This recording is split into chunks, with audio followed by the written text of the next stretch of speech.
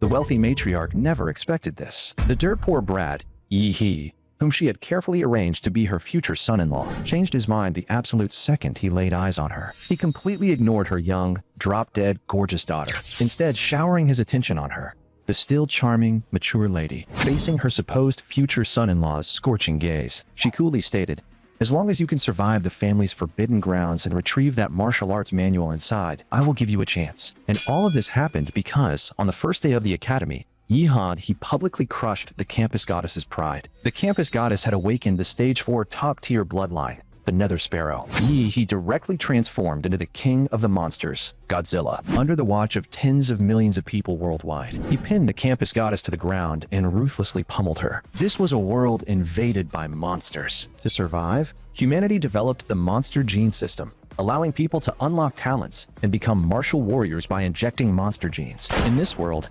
everyone must undergo a gene modifier injection upon turning 18. The quality of one's talent would determine the course of their future. After the homeroom teacher finished explaining the precautions, the class was led into the gene injection hall. On the tables sat neatly arranged metal cases containing the extremely valuable Gene Awakening Serum. Inside them were the original monster genes ever recorded by human warriors. Once injected, the body would randomly absorb a monster gene. The stronger one's physique, the rarer and more powerful the awakened gene would be. Soon, the students completed their injections one after another. The next second, agonized screams erupted as waves of heat poured off their bodies. Watching this, Yi hesitated briefly, then clenched his teeth and plunged the needle into his neck. Yet 2.5 seconds passed, and his body showed no reaction at all. At that moment, Liu Ruyan, who had successfully awakened, walked over. With a mocking tone, she sneered,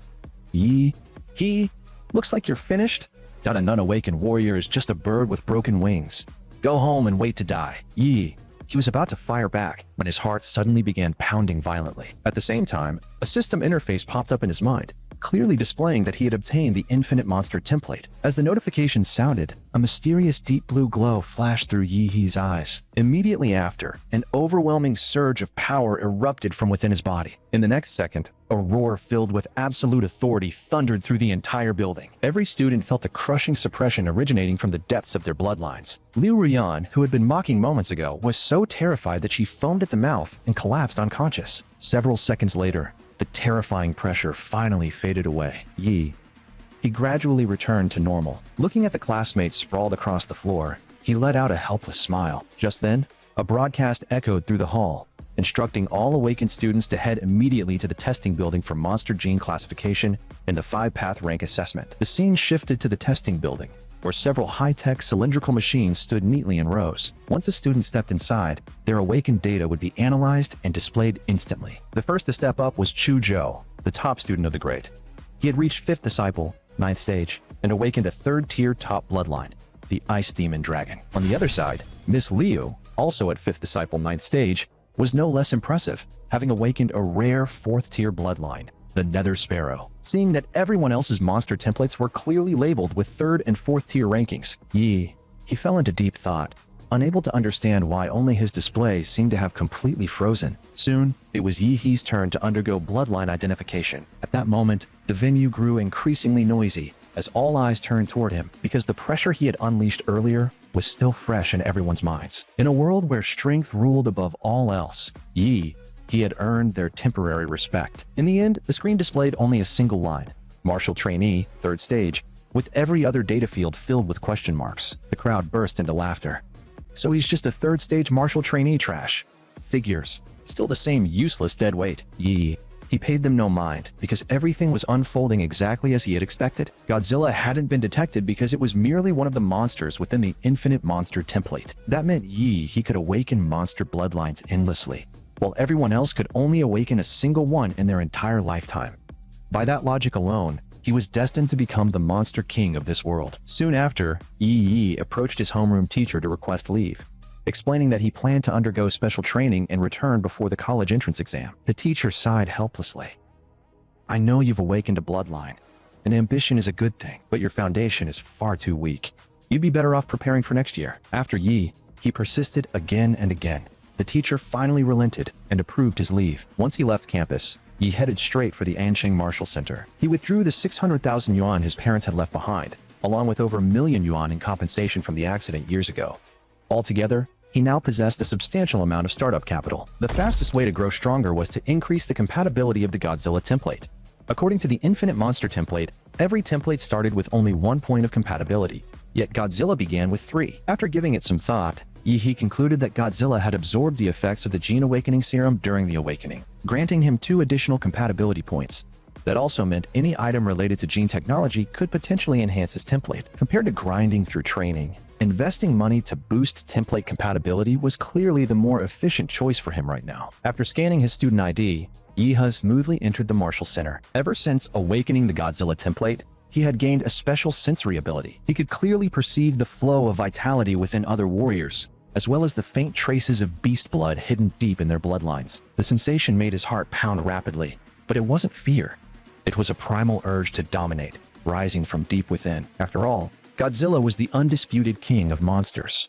Unfortunately, he was still far too weak at the moment and needed more time to build up his strength. Only after fully developing would he reveal the true pressure of the Monster King to this world. Just then, a hand gently rested on Yee's shoulder. He looked up to see a gentle-looking older woman smiling at him. "Hey kid, you shouldn't go peeking at other people so casually." He quickly explained that he hadn't meant to pry. He simply couldn't find where to purchase gene-based enhancement drugs. "Do you know anyone who could point me in the right direction?" The sweet way he addressed her clearly put her in a good mood. She not only gave him detailed directions, but also handed him a business card with a smile. "Use this.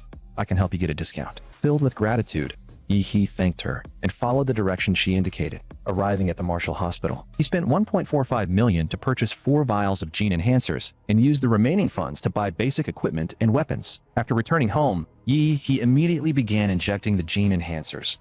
As the pale blue liquid flowed into his body, his blood seemed to boil in an instant. Moments later, Godzilla's compatibility surged from 3% to 7%, while his physique jumped from 8 to 15. Pushing him straight into Martial Trainee, 7th stage. At the same time, He made a new discovery. As his physique grew stronger, further enhancement became increasingly difficult. Even so, the results were nothing short of astonishing. Within mere minutes, he had matched what others needed 3 full years of training to achieve. At this rate, even competing for the top spot in the college entrance exam was no longer a fantasy. Soon, the next day arrived, and he headed to the dimensional rift he had selected in advance. Dungeons were classified from rank S to rank S6. The higher the rank, the more powerful the monsters inside. After signing the death waiver, he stood before the rift, then leapt into it without the slightest hesitation. The moment he began to fall, the sheer grandeur of the dungeon unfolded before his eyes. Just as he was still immersed in the scenery of the dungeon, he suddenly sensed a living presence rapidly approaching from behind. Focusing his gaze, he realized it was an otherworldly monster. Without giving him any time to react, the Blade Fang rabbit lunged straight at him. But with his heightened perception, he had already tracked its movement. He sidestepped instantly, dodging the attack and clamping a hand around the creature's head. With a wet crack, the Blade Fang rabbit exploded in his grip. All that remained was a thumb-sized white core crystal. At this point, first-tier monster cores were practically useless to He couldn't help thinking that a second-tier monster would be far more worthwhile. Almost as if responding to his thought, a second-tier monster, the Corpse Devourer worm, burst out of the ground without warning. He let out a cold chuckle. Perfect timing. Drawing his weapon without hesitation, he took the initiative and slashed deeply into the creature's abdomen. The moment the wound opened, foul-smelling green blood sprayed outward. Sensing danger, the Corpse Devourer worm curled its body tightly, spinning like a razor-sharp blade as it tore through the air. He immediately unleashed mountain-blocking fist, smashing the attack into the worm's body and forcing its spinning momentum to stall. But in the next instant, the monster snapped back, flinging 2 scythe-like fangs toward He at blinding speed. He barely evaded the strike and quickly widened the distance between them. He knew all too well that at his current level, he couldn't overpower this creature head-on. It was time to use a cheat. With a low shout, he activated his power. In the next instant, a layer of hardened scales spread across his arm. His blood surged like a raging tide, swelling several times over. He then charged straight into the body of the Corpse Devourer worm. Before long, the creature was ripped open from within, completely losing its ability to resist. With his overall physique skyrocketing to 21 points, suppressing a second-tier Corpse Devourer worm became nothing more than total domination. He lowered his gaze to the green glowing monster core inside the creature, and suddenly felt an intense urge to swallow it. Following the instinctive craving of his body, he didn't hesitate for even a second, and swallowed the core whole. The crystal-hard core melted into liquid the moment it entered his body, flowing through his system as if by magic. The sensation was almost identical to injecting a gene enhancer, raising his compatibility with Godzilla by another 0.3%. Considering that a 1% compatibility boost cost 100,000 on the market, while a single second-tier monster core provided 0.3%, 3 or 4 cores were practically equivalent to one enhancer. Realizing this, he couldn't help but feel that his earlier spend-heavy approach had been a massive loss. Turning frustration into motivation, he resolved to hunt relentlessly that night and gather as many high-tier monster cores as possible. He immediately expanded his life magnetic field, scanning the surroundings for nearby monsters. By the next day, he emerged from the dungeon carrying an entire sack full of monster cores. Once his compatibility reached 9%, consuming white-tier cores no longer provided any benefit, so he sold them instead. 20 white cores and 4 green cores, earning a total of 200,000 gold coins. With sufficient funds secured, he wasted no time and sought out a dungeon broker. After paying a fee, he had a false identity prepared for him. Using that cover, Yi successfully slipped into a team of martial warriors, preparing to explore a high-risk D-rank dungeon. D-rank dungeons were notoriously unstable, and regulations required warriors to enter strictly in 6-member teams. As Yi was still a student, there was no legitimate way for him to qualify. This was the only option left. Once all preparations were complete, the 6-man team boarded an off-road vehicle and sped toward the dimensional rift. Upon entering the dungeon, a vast and endless desert stretched out before them. The team leader briefed Yi on the mission. Their objective was to locate the Blood Jade Flower, whose approximate location had already been identified, though it was guarded by a downgraded second-tier monster. Before he could finish speaking, several Earth Demon rats appeared behind the vehicle, closing in fast. At the leader's command, the team members immediately hurled several throwing darts, striking the rats cleanly through the head. Soon after, they stopped near an oasis. The Blood Jade Flower was located within it. The monsters in the oasis were extremely sensitive, and engine noise would easily draw attention. The team disembarked and switched to advancing on foot. The leader began assigning tasks in an orderly fashion, while Yi, the newcomer, was positioned on standby. Once the assignments were complete, the team moved out swiftly. With the thunderous blast of a flashbang, the ground began to tremble violently, and a massive second-tier Earth Dragon burst forth from beneath the sand. As the Earth Dragon charged wildly, the team leader seized the moment, leapt high into the air, and fired an arrow straight into its throat. But in the very next second, the creature launched a desperate counterattack. At the critical moment, he stepped in without hesitation and slammed a mountain-blocking fist into the Earth Dragon, blasting it back and saving the leader. The sight left everyone stunned. No one had expected a mere martial trainee to possess the power to shake a downgraded second-tier monster. That single strike earned Yi the team's full recognition. They finally saw him as a true companion. Shortly after, the group located their objective, the Blood Jade Flower. Just as the leader reached out to harvest it, a sharp blade was suddenly driven into his back. Reacting on instinct, the leader turned and struck out with a palm, but the attacker had already prepared to disperse the force and emerged completely unharmed. A bald man then stepped forward. He was a bandit who specialized in ambushing martial warriors, striking precisely when teams lowered their guard after securing their prize. Clutching his chest, the leader staggered in pain, unable to understand how their mission details had been leaked. He immediately spotted the clue. The traitor had hidden the information on the throwing darts. The traitor sneered, "You're just a student. Instead of studying at school, you came all the way here to get yourself killed." With that, he flicked his wrist and hurled a dart straight at Yi. At the critical moment, Yi calmly caught the throwing dart between 2 fingers. A fence-sitter like you dares to bark in front of him? Time to take out this trash. Seeing this, the bald man grew excited and ordered the traitor to take Yi's head. The traitor obeyed, gripping a throwing dart in each finger and hurling them from vicious, unpredictable angles. He didn't even bother to defend. His unleashed pressure knocked every dart out of the air. Refusing to give up, the traitor slipped behind Yi for a sneak attack, only to be pierced clean through by a single energy beam. The traitor's mangled body crashed to the ground. The bald man gasped, instantly recognizing it as a gene rat, and demanded to know which great family Yi belonged to. He sneered, saying he was from the Godzilla family, and asked if the man wanted to kneel and beg. The bald man hesitated no longer. His blood aura exploded outward, and in the blink of an eye, he transformed into a terrifying small giant. He then charged at Yi like a mad beast. He merely crouched and sidestepped, firing a precise strike at the weakest point, his ankle. The bald man spread his arms to crush him, but he slipped away once again. The repeated failures drove the bald man into total frenzy. He leapt forward, intent on smashing Yi to death, but at that moment, Yi was already behind him. He unleashed mountain-blocking fist, raining down punch after punch in a relentless barrage. Moments later, the bald man collapsed to the ground in agony. With his final breath, he cursed that an evil martial warrior like Yi, he would surely be judged one day. Yi, he couldn't be bothered to figure out what the guy was yapping about. He charged up a punch and sent him straight to his grave. Soon, the day of the National College entrance exam arrived. Before countless spectators, the host began explaining the rules to all candidates. This exam used an arena-based format. Winners advanced to the next round, and only those who advanced could compete in the finals on the third day. In the preliminary stage, each candidate had to fight 3 matches. The advancement stage required continuous victories until the top scorer of this year's exam was decided. With the official announcement of the Anqing exam start, candidates stepped onto their respective arenas. The competitors on arena number 6 were Yi, He, and Huang Tongtong. However, Yi, he had yet to arrive. According to the rules, failure to appear within the time limit would be treated as a forfeit. Standing on the platform with a smug expression, Huang Tongtong mocked him. After being embarrassed at the last Gene assembly, she had planned to teach him a lesson with her fire lizard, only for that trash to get scared and not show up. The crowd joined in, some sneering that he was probably hiding at home, trembling in fear, and that cowards like him should just be sent to sweep the streets. Just as the referee was about to declare Yi, he forfeited Yi.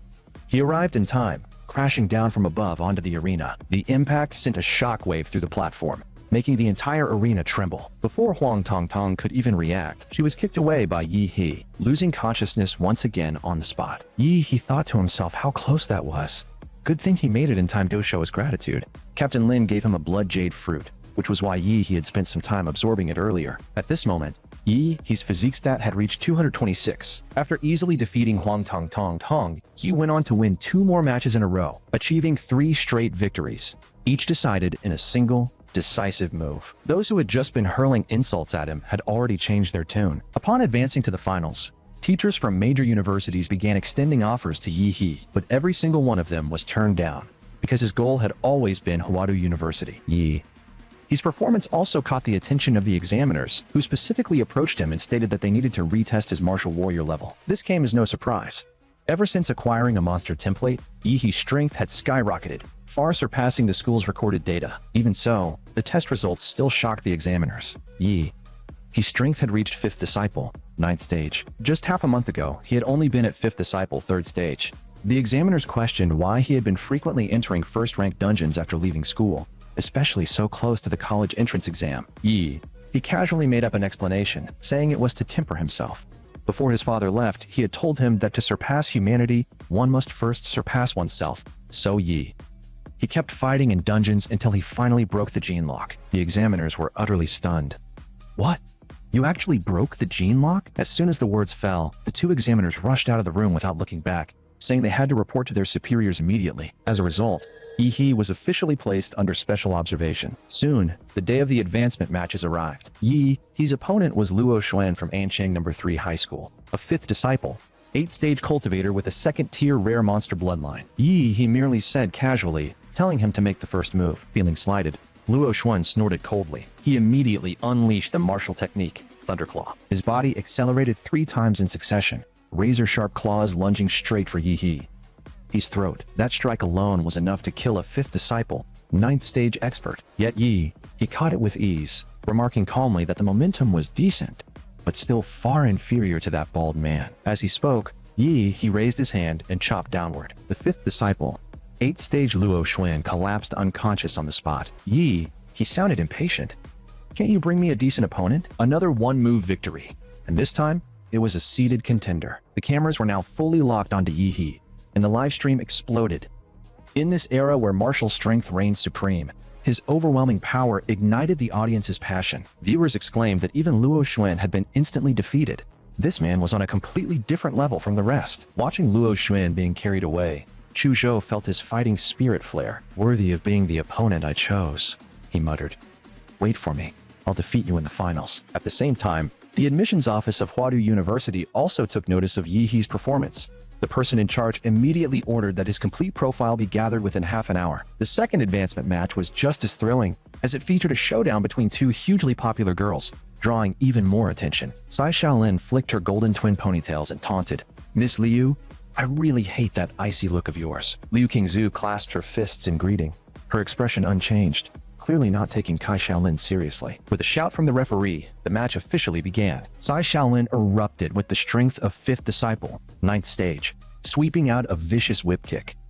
Let's see if you can keep that composure when I pin you to the ground. Liu Qingzhu raised her hands, which glowed pale blue as the surrounding airflow thickened like a swamp, drastically weakening Kai Shaolin's attack. Seeing Liu Qingzhu remain calm only fueled Kai Shaolin's rage. She shouted sharply, "Get serious!" Kai Shaolin then unleashed her full power, turning into a blur as she circled at high speed, found an opening, and struck with a palm. Instead, she stepped straight into an air trap laid out by Liu Qingzhu, leaving her completely immobilized. Immediately after, Liu Qingzhu launched her counterattack, her jade-like fingers glowing with profound light. The host recognized it instantly. In Xuanhuang grade martial technique, primordial jade finger. For a high school student to reach such awakening was astounding, more than enough to earn direct admission to Huadu University. Sensing the danger, Kai Shaolin instantly awakened. The power of the Golden-Silver Tiger King bloodline exploded outward, shattering the air trap in an instant. Every examiner watching was stunned. King-tier bloodlines were notoriously difficult to control, especially the violently dominant Golden-Silver Tiger King. This girl's future was limitless. Panting heavily, Kai Shaolin roared, "Show me your nether bloodline!" Liu Qingzhu replied calmly, "This is enough." Completely enraged, Kai Shaolin launched an all-out assault. A Tiger King phantom rose behind her, while Liu Qingzhu responded with softness, overcoming force. Jade fingers and a tiger's palm collided violently. The entire arena shattered in a deafening explosion. As the dust settled, Kai Shaolin collapsed, her body covered in blood. Liu Qingzhu remained elegant and composed, crushing a king-tier bloodline of the same level in just 5 moves. The live stream erupted as viewers shouted that Goddess Liu was unbelievably strong. Certainly Anqing's top scorer this year. The top 8 were finalized. Anqing #1 high school claimed 3 spots, with Yihe, Liu Qingzhu, and Chu Zhou all advancing. During the draw, he pulled the A slot, facing a towering man nearly 2.5 meters tall. The opponent revealed the matching draw and introduced himself in a coquettish tone as Xin Guan from Qingfeng Private High School. He nodded and gave his own name. Xin Guan then said that, according to the big screen, they were scheduled for the second arena match and should watch the first one. The first quarterfinal featured Qingfeng Ruoxi versus Chu Zhou of Ancheng. Xin Guan enthusiastically explained that Ruoxi was a repeater aiming for Imperial Capital University, but against Chu Zhou, she likely wouldn't make it. Curious, He asked. Then what about her against you? Xin Guan smiled honestly and replied that he was the martial arts chairman of Qingfeng High. 2 of her together still wouldn't be his match. As he spoke, Xin Guan suddenly turned serious. He said his senses had always been exceptionally sharp, and he felt like a dormant volcano, as if a massive beast were sleeping within him. By then, the first match had ended with Chu Zhou victorious. It was their turn to step onto the arena. At that moment, the matchup board lit up for the second quarterfinal. Qingfeng's Xin Guan versus Yi He of Anqing #1 High School. As the referee's whistle sounded, Yi and Xin Guan threw punches at the same time. The instant their fists collided, the air itself trembled. Xin Guan was sent reeling, blood streaming from his nose. Yet his eyes shone with excitement. He formed a barrier with dense qi, temporarily blocking Yi's nuclear radiation seal. "So this is your power?" Xin Guan muttered. "Directly destroying cells. Incredible." He didn't respond, his fighting spirit igniting instead.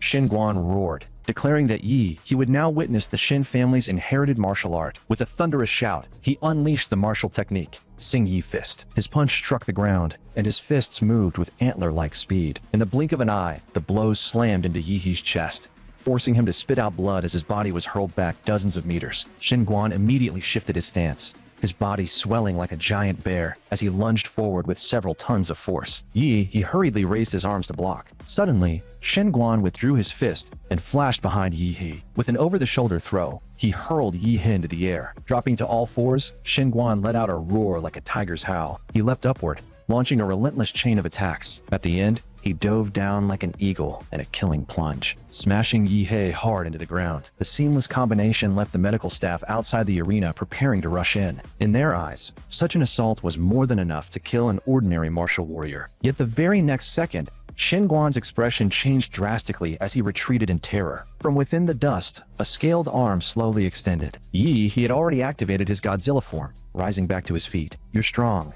he said calmly. "As a reward, you're the first to witness this form of mine." Xin Guan's eyes widened as his voice trembled.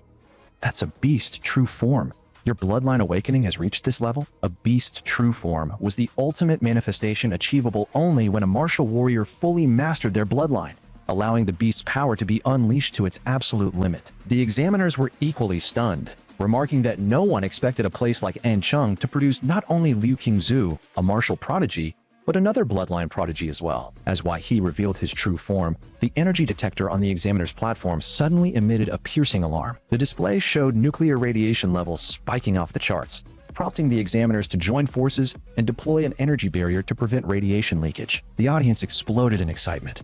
So this was Yi He, his bloodline awakening. Absolutely overwhelming.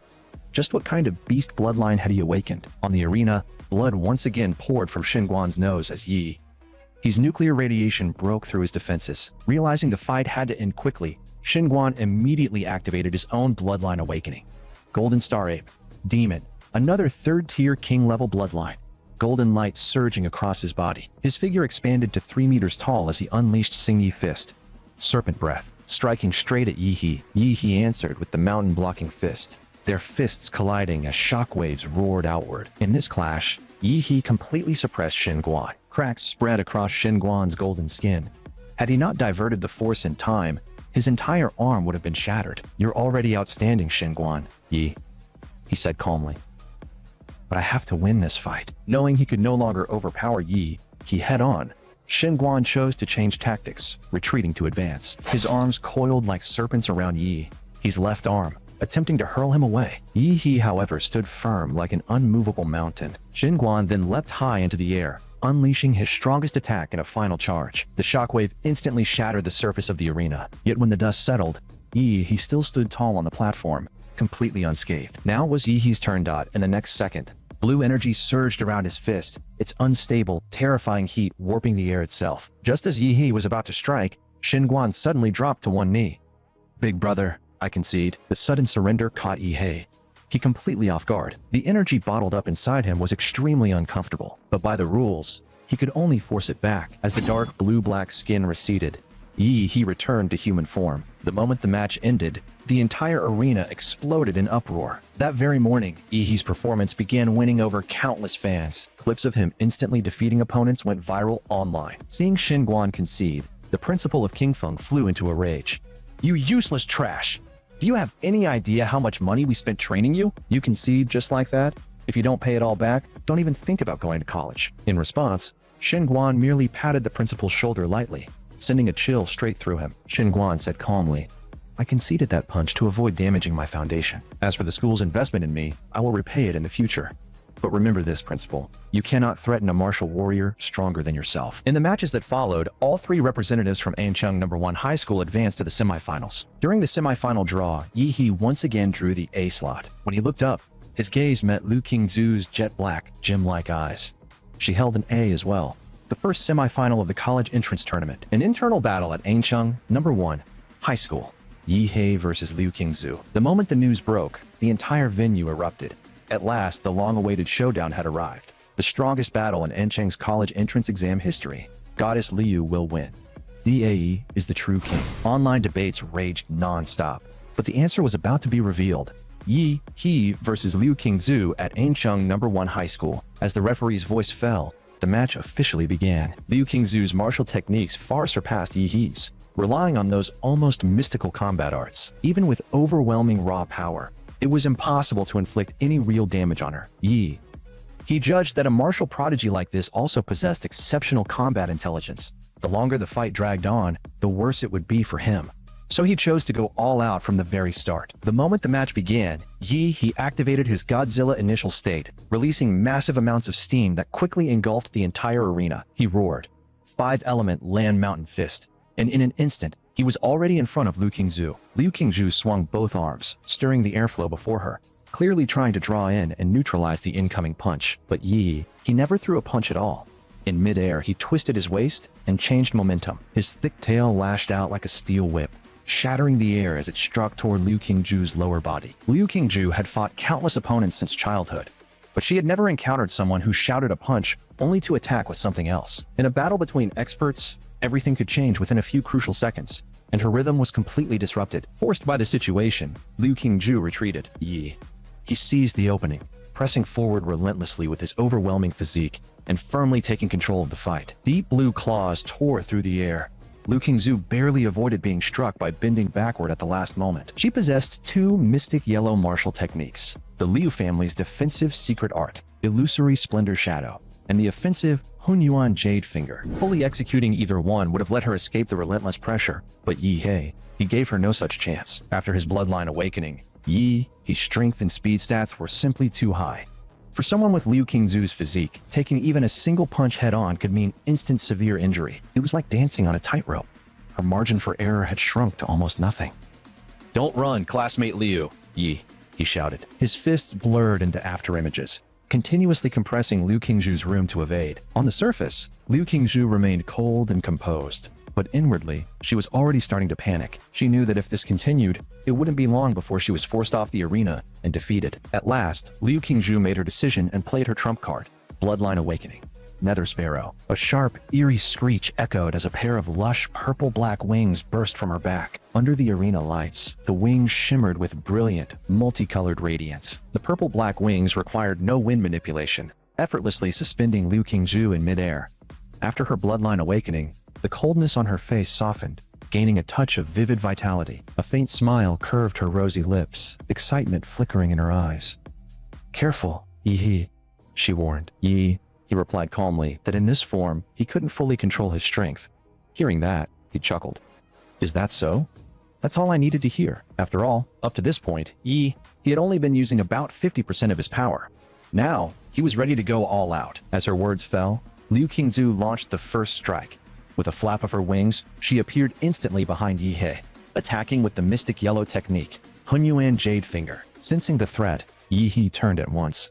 A crystalline blue glow lit up his rock-like fist, his technique that fused Godzilla's atomic reaction ability with martial arts, known as the Atomic Blast Fist. Her elegant jade-colored fingertip collided head-on with the ferocious blue-lit demonic fist, triggering a violent energy reaction at the point of contact. With a thunderous boom, a blazing explosion of light and heat, coupled with a raging shockwave, blasted both of them backward. Liu Qingzhu beat her purple-black wings, neutralizing most of the impact from the blast. Riding the momentum, she tried to burst through the smoke toward He, but the instant the haze parted, her pupils contracted sharply. One by one, the protruding dorsal spines on He's back lit up. Each segment that ignited released a terrifying surge of energy. Liu Qingzhu immediately sensed a lethal threat. Shocked, she realized that He's beast true form was charging power. The raised spinal ridges were accumulating massive energy, channeling it bit by bit toward He's mouth. When every dorsal plate glowed with blue light, He unleashed a beam filled with destructive aura,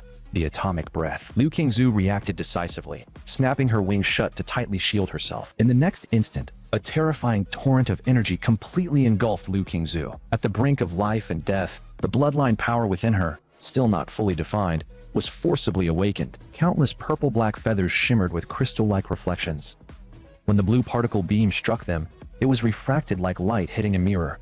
A single, massive condensed beam was split into numerous smaller rays by the feathers and reflected outward. Centered on the black feathered sphere that Liu Qingzhu had become, the rays shot in all directions. They were about to blast beyond the arena, and even though the examiners wanted to intervene, it was already too late. At that critical moment, a layer of golden energy suddenly enveloped the entire arena. Every ray heading outside the platform vanished the instant it touched the golden construct, as if it had been swallowed and dissolved completely. The one who acted was Huang Qin, the mayor of Anchang. The examiners were about to greet him, but he raised a hand to stop them. "No need," he said calmly. "Just watch. Today, Anchang's strongest top scorer in history will be born." About 15 seconds later, the atomic breath finally ceased. Liu Qingzhu spat out a mouthful of blood. Her purple-black wings, pushed to their absolute limit and reflecting the atomic breath, had been melted and left in tatters. Had she not promptly used the martial technique Illusory Splendor Shadow to disperse the remaining impact, she might not have survived that strike. From the moment she was born, Liu Qingzhu had carried the expectations of the Liu family. Under those expectations, she was forced to prove the prestige of the Liu family's eldest daughter in battle after battle. Outsiders praised her talent and strength endlessly, yet she herself had never cared much for those titles. Perhaps even she didn't truly know why she fought at all. She didn't even want to fight. Comparing herself with others felt meaningless. She simply followed her mother's wishes, moving forward in silence. Weariness filled her thoughts.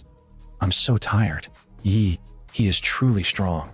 Losing to an opponent like this is only natural, isn't it? With that thought, Liu Qingzu deliberately exposed an opening, tapping the ground with her toe and striking Yi He with a palm. Yi He, however, made no move at all, standing there and taking the blow head-on. Liu Qingzu's beautiful eyes widened in shock. "Why didn't you dodge, Yi?" He frowned slightly as he looked at her. "Classmate Qingzhu, where did your fighting spirit go? From the very start, I could tell you weren't fully focused. Did you ever truly face me seriously? I'm going to win this top scorer title fair and square, so get serious." As he spoke, he snapped his arm forward. The howling wind followed his fist as it smashed toward her face. The punch landed, sending Liu Qingzhu flying backward. He closed in instantly, mounted her, and unleashed heavy, unrestrained punches straight at her face. Liu Qingzhu shielded her head with both arms, utterly disheveled.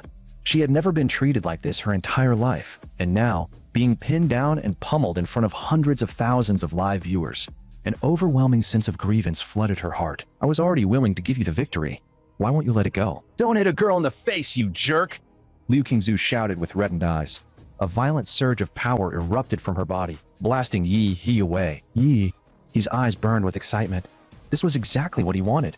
She was finally serious. Ash scattered through the air as enormous purple-black wings spread wide. Gale force winds erupted. Strange, eerie patterns crept across Liu Qingzhu's face, tail feathers billowing like a cloak behind her, while a piercing avian cry echoed across the arena. She had entered her beast, true form. In this state, Liu Qingzhu appeared cold, radiant, and confident. "Yi, as you wished, I'll crush you at my strongest." He chuckled. "So you finally revealed your beast form. Now this gets interesting. In that case, I won't hold back either." As he spoke, he released his atomic reaction, surging energy engulfing his entire body. He transformed into a humanoid radiating terrifying blue light. This was the physical art born from fusing the Godzilla template with hardstyle chi cultivation. Nuclear radiance battle form. Energy gathered beneath his feet. With a thunderous blast, the explosion propelled Yi He forward like a missile, shooting straight at Liu Qingzhu. Liu Qingzhu beat her wings, drawing in the surrounding airflow and forging it into a raging hurricane. The storm was further infused with nether energy capable of devouring power. The nether hurricane tore the arena's foundation to shreds. He showed no fear at all, plunging straight into the storm like a torpedo. The eerie patterns on Liu Qingzhu's face instantly turned purple-red, scorching hot like molten iron. As she opened her mouth and let out a piercing avian cry, the visible sound waves twisted the air and surged forward, completely engulfing Yi He's figure. The atomic energy surrounding Yi He flickered like unstable flames. If not for his high-tier legendary Godzilla bloodline, the nether-infused sonic wave alone would have shattered his body. "You think you're the only one who can roar?" Yi He opened his mouth as segments of his dorsal spine lit up one after another with blue radiance. Atomic energy reacted violently, releasing a terrifying aura as He unleashed his atomic breath at maximum output. The dazzling blue beams surged forth like divine punishment, tearing through the sky as it blasted straight toward Liu Qingzhu, aiming to decide the battle in a single clash. After this maximum output atomic breath, Yi He's body would be unable to initiate any atomic reactions for a short time. Determination flashed in Liu Qingzhu's eyes as she abandoned all defense. She released her strongest attack as well, choosing a head-on collision. The 5-element, Profound Yellow Hunyuan, Jade Finger, fused with the Nether Sparrow bloodline, Nether Blood Thorn. Purple-red destructive energy condensed at her emerald fingertips. She charged straight into the brilliant beam without hesitation. The spectators froze. "This is bad. This level of power is completely beyond their control." The mayor's expression turned grave. Without hesitation, he activated the genetic art Earth Vein Divine Wall. Any accident involving either of these prodigies would be an unbearable loss to Ancheng and even the Xia nation. The ground trembled as 3 massive stone walls reinforced by the mayor's power erupted from the earth, blocking the clash. The walls collapsed instantly, and blinding white light swallowed everything. What a terrifying impact. Was that wall just released by the mayor? He was clearly trying to stop their head-on clash. If he hadn't intervened, everyone here would have been caught in it. The crowd stared tensely at the mayor, then turned their heavy gazes toward the arena, shrouded in smoke. Although he had released 3 Earth Vein Divine Walls in time to mitigate He and Liu Qingzhu's full power strike, the preparation was far too rushed, leaving the walls much weaker than usual. In the end, they were shattered by the successive impacts, causing the two forces to collide directly at the center of the arena. At that moment, Liu Qingzhu lay sprawled in the middle of the arena, utterly battered. Her wings were completely scorched, and one arm was severely burned, leaving her in a miserable state. Even so, she still showed no intention of giving up. and tried to continue fighting. Yi, however, was completely uninjured. He simply shook his head. Calmly, he warned her that if the nuclear radiation in her body wasn't removed soon, her future would be ruined. Liu Qingzhu fell silent for a moment. Then, with a look of grievance, she said she never wanted the fight to reach this point. Why did Yi? He insist on dragging her into such an intense battle. Hearing this, Yi crouched down and looked her straight in the eyes, calmly asking whether she truly didn't want to fight or if she was simply rebelling against admitting her own competitiveness. He said that during their life-or-death clash, he could clearly feel her desire for victory. Liu Qingzhu fell silent once again. She had to admit he was right. In that moment, she truly wanted to defeat him, which was why she abandoned defense and unleashed her full power. Yet confusion followed. She had always hated fighting, and originally wanted to lose as quickly as possible. But during that head-on collision, she undeniably felt it.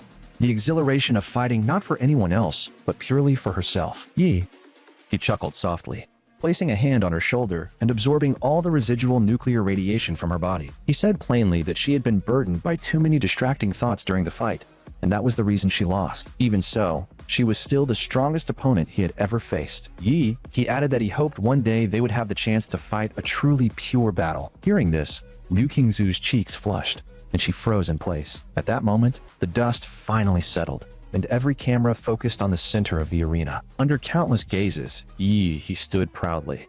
The referee paused for a full 2.5 seconds before excitedly announcing the result. The first semifinal ended with Ihan Hung #1 high victorious, while Chu Zhou won the other match without suspense. Thus, Yi and Chu Zhou advanced together to the finals, marking the beginning of Anqing's ultimate college entrance exam battle. This final match would determine who claimed the title of Anqing's top scorer, as tens of thousands of viewers watched in breathless anticipation. At the referee's signal, Chu Zhou clasped her hands together, then slowly pulled them apart. A frost-covered ice sword condensed in her palm as she spoke calmly. "Please enlighten me." He flashed a grin, showing his white teeth. "Come at me," he replied casually. Although he had already defeated the strongest contender, Liu Qingzhu, he showed no carelessness when facing Chu Zhou. From his observations, her battle intelligence was likely the highest among all the examinees this year. A layer of frost armor capable of isolating nuclear radiation spread across Chu Zhou's body. Her gaze sharpened as she stepped into a 7-star footwork pattern. After images flickered unpredictably as she closed in, and with sharp whoosh sounds, hundreds of sword strikes stabbed in from all directions. He remained unmoving. As he clenched his fist, crystalline and eerie blue light spread across his arm like interlocking steel. He threw a single atomic blast punch. The blue explosion erupted instantly, flooding a 10-meter radius with nuclear energy and brutally shattering every incoming blade. Chu Zhou stared at the arena cratered as if by artillery fire, a deep sense of dread rising within him. With his level of defense, a head-on clash with Yi he was impossible. He was a monster. Since close combat wouldn't work, long-range attrition was the only option. With that thought, Chu Zhou immediately activated his bloodline awakening. The power of the Ice Demon Dragon surged to life, his eyes transforming into golden vertical pupils. Crystal-like dragon scales rapidly spread across his body. Bloodline energy erupted outward, forming a pair of obsidian-like dragon horns atop his head. As Chu Zhou let out a roar, icy veins went berserk, and a torrent of freezing air swept across the entire arena. Countless ice spikes converged, forming a frozen tsunami over 10 meters high. Carrying bone-chilling cold, it surged violently toward Yi. A small iceberg rose from the ground, plunging the arena, once scorched by summer heat, instantly below zero. The livestream chat, moments ago flooded with "Yi is insane," fell into complete silence. A viewer couldn't help but curse out loud. Chu Zhou had created an iceberg out of thin air. That freezing power was like a living ice demon dragon. Chu Zhou breathed lightly. Unleashing such overwhelming cold in a single burst placed a heavy strain on his body. Even though he was completely sealed within layers of ice veins, Chu Zhou didn't relax. He was far from naive enough to believe he would be defeated so easily. At that moment, a message suddenly swept across the livestream chat. "Look, the ice mountain is melting." The very next second, a brilliant blue energy beam pierced straight through the ice mountain and shot toward Chu Zhou. Chu Zhou, who had been on guard the entire time, reacted instantly. He activated his bloodline power, causing an ice pillar to erupt from the ground and launch him out of the blast zone. With a deafening boom, the blue energy beam slammed into the weapon barrier jointly deployed by the examiners, sending massive ripples across its surface. The freezing ice mountain began to melt at an alarming rate, and a deep blue demon figure slowly emerged from within. The meltwater hadn't even reached Yi before it was instantly vaporized by the high energy heat radiating from his body. He strode toward Chu Zhou, each step leaving behind a footprint that melted the ground itself. No matter how fiercely Chuzhou pushed his ice attribute bloodline to attack, it made no difference. In the end, Chuzhou let out a quiet sigh and fixed Yi. He with a razor-sharp gaze. Yi, take my final move. This is the peak of my martial path. I originally intended to use it against Liu Qingzu. As he spoke, Chuzhou closed his eyes, shut down his martial perception, and raised his ice sword toward the sky. Frost rapidly enveloped his body, while crystalline dragon scales across his skin shone even brighter, a clear sign that his bloodline power had been fully unleashed. Sword intent that cut straight to the soul. With a burst of freezing wind, Chuzhou appeared right beside Yi. A piercing dragon's roar echoed across the arena. The first to react was the mayor of Incity. His shock rivaled what he'd felt when Liu Qingzu unleashed a profound yellow martial technique. Sword intent? At his age? Drip. Several drops of scorching blue blood fell onto the arena floor, burning deep pits into the ground. Yi? His hand was raised in front of his neck, a bone-deep sword wound carved across his palm. Blue light flickered through the torn flesh as it slowly regenerated. He said calmly, "Try again with a better sword. You might stand a chance." Chuzhou opened his eyes, looked at the shattered ice sword in his hand, and knew he had lost. Then, after a brief silence, he asked out of curiosity, "So what were my chances?" Yi thought for a moment and smiled as he replied, "A little better than a simp actually succeeding," leaving Chuzhou speechless before he straightforwardly admitted defeat. The referee announced excitedly, "In City College Entrance Martial Arts Final, Yi wins." In the next instant, drums thundered as countless fireworks were ignited, making it feel as though the entire city was cheering for Yi's victory. The mayor then stepped onto the arena, smiling warmly as he looked at Yi. Both the spectators on site and the viewers following the 24th and City College entrance exam through live streams had endured 3 full days of brutal combat to reach this result. The martial arts top scorer of Incity was finally decided, and it was Yi from Incity No. 1 High School. Yi's name flooded the live stream chat once again, and everyone understood that the overall level of this year's tournament far surpassed any previous edition. For Yi to emerge victorious from such competition, it was only natural that he was regarded as the strongest top scorer in Incity's history, one perhaps no future generation could surpass. The host stepped forward and asked, "Yi, it said your strength came from late blooming and long-term accumulation. Now that you've claimed the top spot, is there anything you'd like to say?" Yi, he thought to himself that intellectuals really had a way of making even cheating sound subtle, then cleared his throat and said, "First of all, I want to thank my teacher, who didn't give up on me when I was at my lowest, and encouraged me to regain my fighting spirit." Watching the speech through the live stream, Yi's homeroom teacher's eyes reddened as tears fell uncontrollably, filled with guilt at realizing he hadn't truly noticed such a prodigy until just before the exam. At that moment, the principal in the front row stand suddenly stood up and raised both hands, gesturing the number 20. He then mouthed silently, 2 million. Yi, promote in City No. 1 High School for us, and I'll award you a 2 million scholarship. Seeing the principal's signal, Yi immediately understood and knew exactly how to deliver his award speech, thanking his alma mater and the principal, saying that without such wise leadership, none of this would have been possible. Finally, Yi added that he also wanted to thank himself, because without his own hard work and intelligence, he would never have achieved today's success. He told these blatant lies without the slightest embarrassment, and at that moment the system prompt sounded, congratulating the host on obtaining the top scorer title and awarding one random template ability draw. Hearing the notification, Yi was instantly thrilled and couldn't help wondering whether the next template would be something as powerful as Godzilla. Filled with anticipation, Yi headed toward the gymnasium exit, planning to find a secluded spot to draw the monster template. However, the moment he pushed the door open, cameras with long lenses swarmed around him. Yi, who do you think looks better, Liu Qingzu or Kai Shaolin? Or do you prefer Shen Guan or Chuzhou? Hearing the reporter's questions, he was utterly speechless and couldn't be bothered to waste time responding. He immediately dashed straight into the basketball hall. Not long after he arrived, a man wearing a black trench coat approached him. Yi, congratulations on becoming the top scorer. I'm from the capital, and next I'd like to talk to you about the gene lock. Gene lock? He was startled, as he had never unlocked any such thing, since all his abilities came from monster templates. Did this man know about his powers?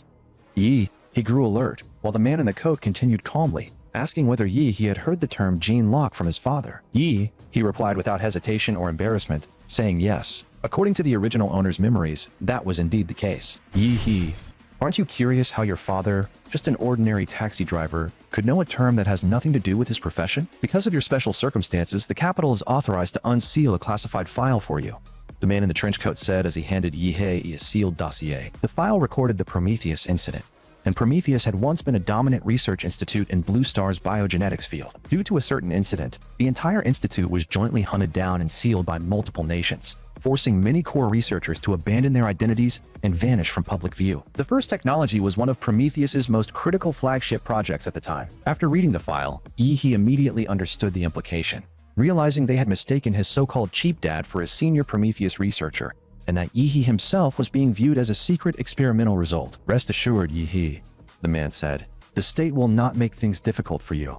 I'm only here to inform you, since as the party involved, you have the right to know. Moreover, you are a key talent under national cultivation, and we will ensure your safety whenever necessary." He nodded, and chose not to pursue the topic further. After sending the man away, he rubbed his hands together, excitement surging through him. This college entrance exam had been a massive win, securing him admission to Huado University. On top of that, he received a $2 million scholarship from the principal, along with an additional $800,000 bonus. More importantly, he had earned a chance to draw a brand new template ability. And although he knew that legendary Godzilla-level templates were nearly impossible to obtain, anticipation still bubbled up within him. The moment Yi initiated the draw, a black vortex reappeared on the system interface. From within the vortex came the furious roars of countless monsters. Only when heavy footsteps shook the ground like an earthquake did he begin to realize what kind of template he had drawn. Foundation template, Colossal Titan, Bloodline ability, Gigantification, 60-meter heat steam advanced form, 10 Titan forms, compatibility, 1%. After reading the information, he couldn't help feeling disappointed. As expected, legendary Godzilla tier templates were not something one could simply draw at will. This time, he had only drawn a D-rank template, the Colossal Titan. He suddenly had a flash of insight, realizing that abilities from different templates could actually be stacked together. If the Colossal Titan template were combined with the legendary Godzilla template, he might truly become the real king of monsters, Godzilla. Meanwhile, in a dimly lit room, Huolong's index finger tapped incessantly against the redwood table beneath him. One shallow dent after another quickly formed on the tabletop. His younger brother, Huopeng, had been missing for half a month, and the rescue team sent into the secret realm hadn't even managed to recover a body. As a seasoned secret realm veteran, Huolong knew all too well that his brother was almost certainly dead, with all traces thoroughly erased by their enemy. The rescue team brought back several samples from the last place Huopeng was seen, and tests revealed traces of nuclear radiation, though there was no direct evidence pointing to Yi as the culprit. However, Huolong had only ever heard of Yi possessing such an ability, so in his mind, the murderer could only be Yi. He let out a cold laugh while watching Yi's advancement highlights playing on the television. He must be a rare genius in City. Someone Huado University would fight to recruit, but unfortunately, they would never get the chance to see Yi enroll. Time passed quickly, and 3 days later, Yi was preparing to head out to a secret realm to test his theory of stacking the Godzilla template with the Colossal Titan template. Before he could even depart, he received a letter from Chuzhou stating that according to the Imperial Central Research Institute, a new secret realm rift would open at 3P.M. and Hongshu Mountain on the outskirts of City, estimated to be around C rank, and asking whether he would like to form a team to explore it. Yi's first reaction after reading the letter wasn't about the new secret realm at all, but rather disbelief that in the year 2025, Chuzhou was still using such a traditional method to send messages. After finishing his internal complaints, he immediately set off for Hongshu Mountain. As the clock struck 3 p.m., the once deserted Hongshu Mountain welcomed the largest crowd of visitors in its history. Thousands of martial artists gathered there, including many renowned powerhouses and major organizations. The new secret realm was clearly in high demand, and he successfully met up with Chuzhou outside Hongshu Mountain, who was still dressed in white and radiated elegance, though this time with an additional accessory at his waist. As Chuzhou remarked, "You've grown stronger again." Hearing that, Yahello let out a chuckle, surprised by how sharp Chuzhou's senses were. Over the past few days, Yi had indeed upgraded himself, using the money earned from the college entrance exam to purchase several gene serums, raising the Colossal Titan template's compatibility to 35%, proving that low-rank templates could show results very quickly. With the secret realm rift not yet open, he casually chatted with Chuzhou and asked which university he planned to apply for, to which Chuzhou answered Huado University, meaning they would likely become classmates again. As soon as he finished speaking, the crowd erupted as the secret realm was about to open, and a massive gash tens of meters long tore open across the mountainside of Hongshu Mountain. Within the rift flowed a stream resembling a starry river, and at the same time, a sinister, Mocking laugh echoed from deep inside the secret realm. The next moment, a grotesque three-headed monstrous bird forced half of its body out of the rift, unmistakably a powerful magical beast. Relying on its overwhelming strength, it seized the first position to break out of the secret realm. Unfortunately for it, waiting ahead were over 1,000 fully armed martial artists standing ready. "Kill!" the martial artists roared in unison, their shouts shaking the forest as they charged forward without hesitation toward the three-headed bird blocking their path. The three-headed monster stared in terror as thousands of martial artists surged toward it like madmen. It tried to retreat back into the rift, but its massive body was firmly stuck, and within seconds, it was trampled into a bloody mess by the crowd. Afterward, Yi He and Chuzhou followed the massive wave of martial artists and entered the secret realm together. What greeted them was an astonishing forest of colossal trees, each towering nearly 100 meters tall. A thick stench of blood instantly filled the air. Within the secret realm, a small-scale beast tide had already gathered near the rift. At that moment, the martial artists were locked in brutal combat with the beast tide, as roars and screams merged into a cruel and blood-soaked symphony of war. The reason the martial artists chose to hold the line against the beast tide at the secret realm entrance instead of scattering to search for treasures was due to a national law stating that while martial artists have the right to freely explore secret realms, they also bear the obligation to defend Blue Star against secret realm beast tides. If a martial artist were to ignore a beast tide and allow it to spill into the real world, causing civilian casualties, their martial artist status would be revoked, and they would be sent to a military court. For martial artists, greater power comes with greater responsibility, and both Yi He and Chuzhou joined the ranks resisting the beast tide. Chuzhou activated his bloodline power and unleashed vast sheets of ice, freezing the legs of the charging magical beasts ahead. Although the ice was quickly shattered as the beast broke free, it still successfully delayed their advance for several seconds. Many martial artists seized this brief window and surged forward, swiftly cutting down the frozen beasts. On the other side, Yi He's combat style was even more terrifying, instilling fear even in allied martial artists, as nuclear radiation was silent, invisible, and nearly impossible to resist. Most frightening of all was the fact that this power directly attacked living cells at the cellular level. On this battlefield, Yi He, a walking source of nuclear contamination, could finally unleash radiation without restraint. He was like a grim reaper on the battlefield, and wherever he passed, life began to rot, collapse, and wither away. He didn't need to actively attack,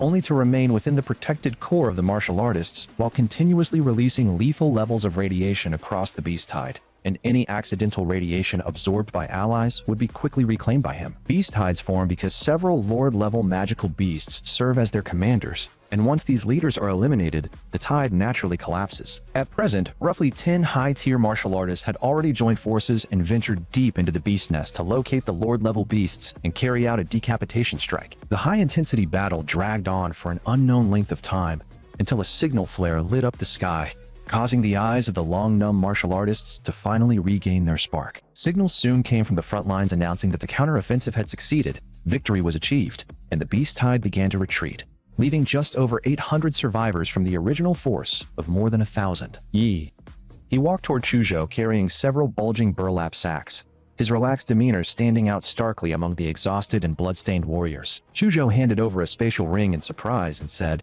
"How did you get so many magic cores? Take my spatial ring and store them first. One ring alone is worth tens of millions." Yi He chuckled and joked that Chuzhou was unexpectedly rich, then without hesitation stuffed several burlap sacks straight into the spatial ring. Someone nearby sighed, saying, "Wu Sen, the boss and the others are back. Thank goodness high-tier martial artists went to kill the Lord-level beasts.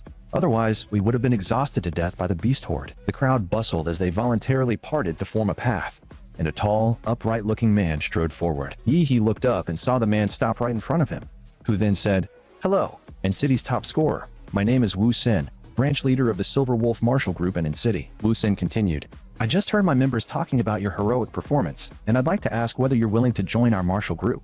Joining won't affect your university plans and will grant you various subsidies, and I'm offering you an S-rank member contract." Wu Sen's words instantly drew envy from the surrounding martial artists, as this was an incredible opportunity. Without the backing of a martial group, a lone martial artist simply couldn't sustain such a resource-intensive career, and the Silver Wolf Martial Group ranked among the major groups across Xia Nation, with S-rank contracts out of reach even for many Imperial Capital University students. At that moment, a glossy striped tiger emerged from the crowd. Not a magical beast, but a gene-synthesized creature from a biotech company, with a valiant woman sitting cross-legged on its back. The woman smiled and said, "Wu Sen, I was wondering why you ran so fast. It turns out you rushed ahead to snatch talent, Yi. Join our Qingda martial group instead. Although we're slightly smaller than Silver Wolf, I can guarantee you 15% of our group's cultivation resources every month. As soon as she finished speaking, all the martial artists widened their eyes.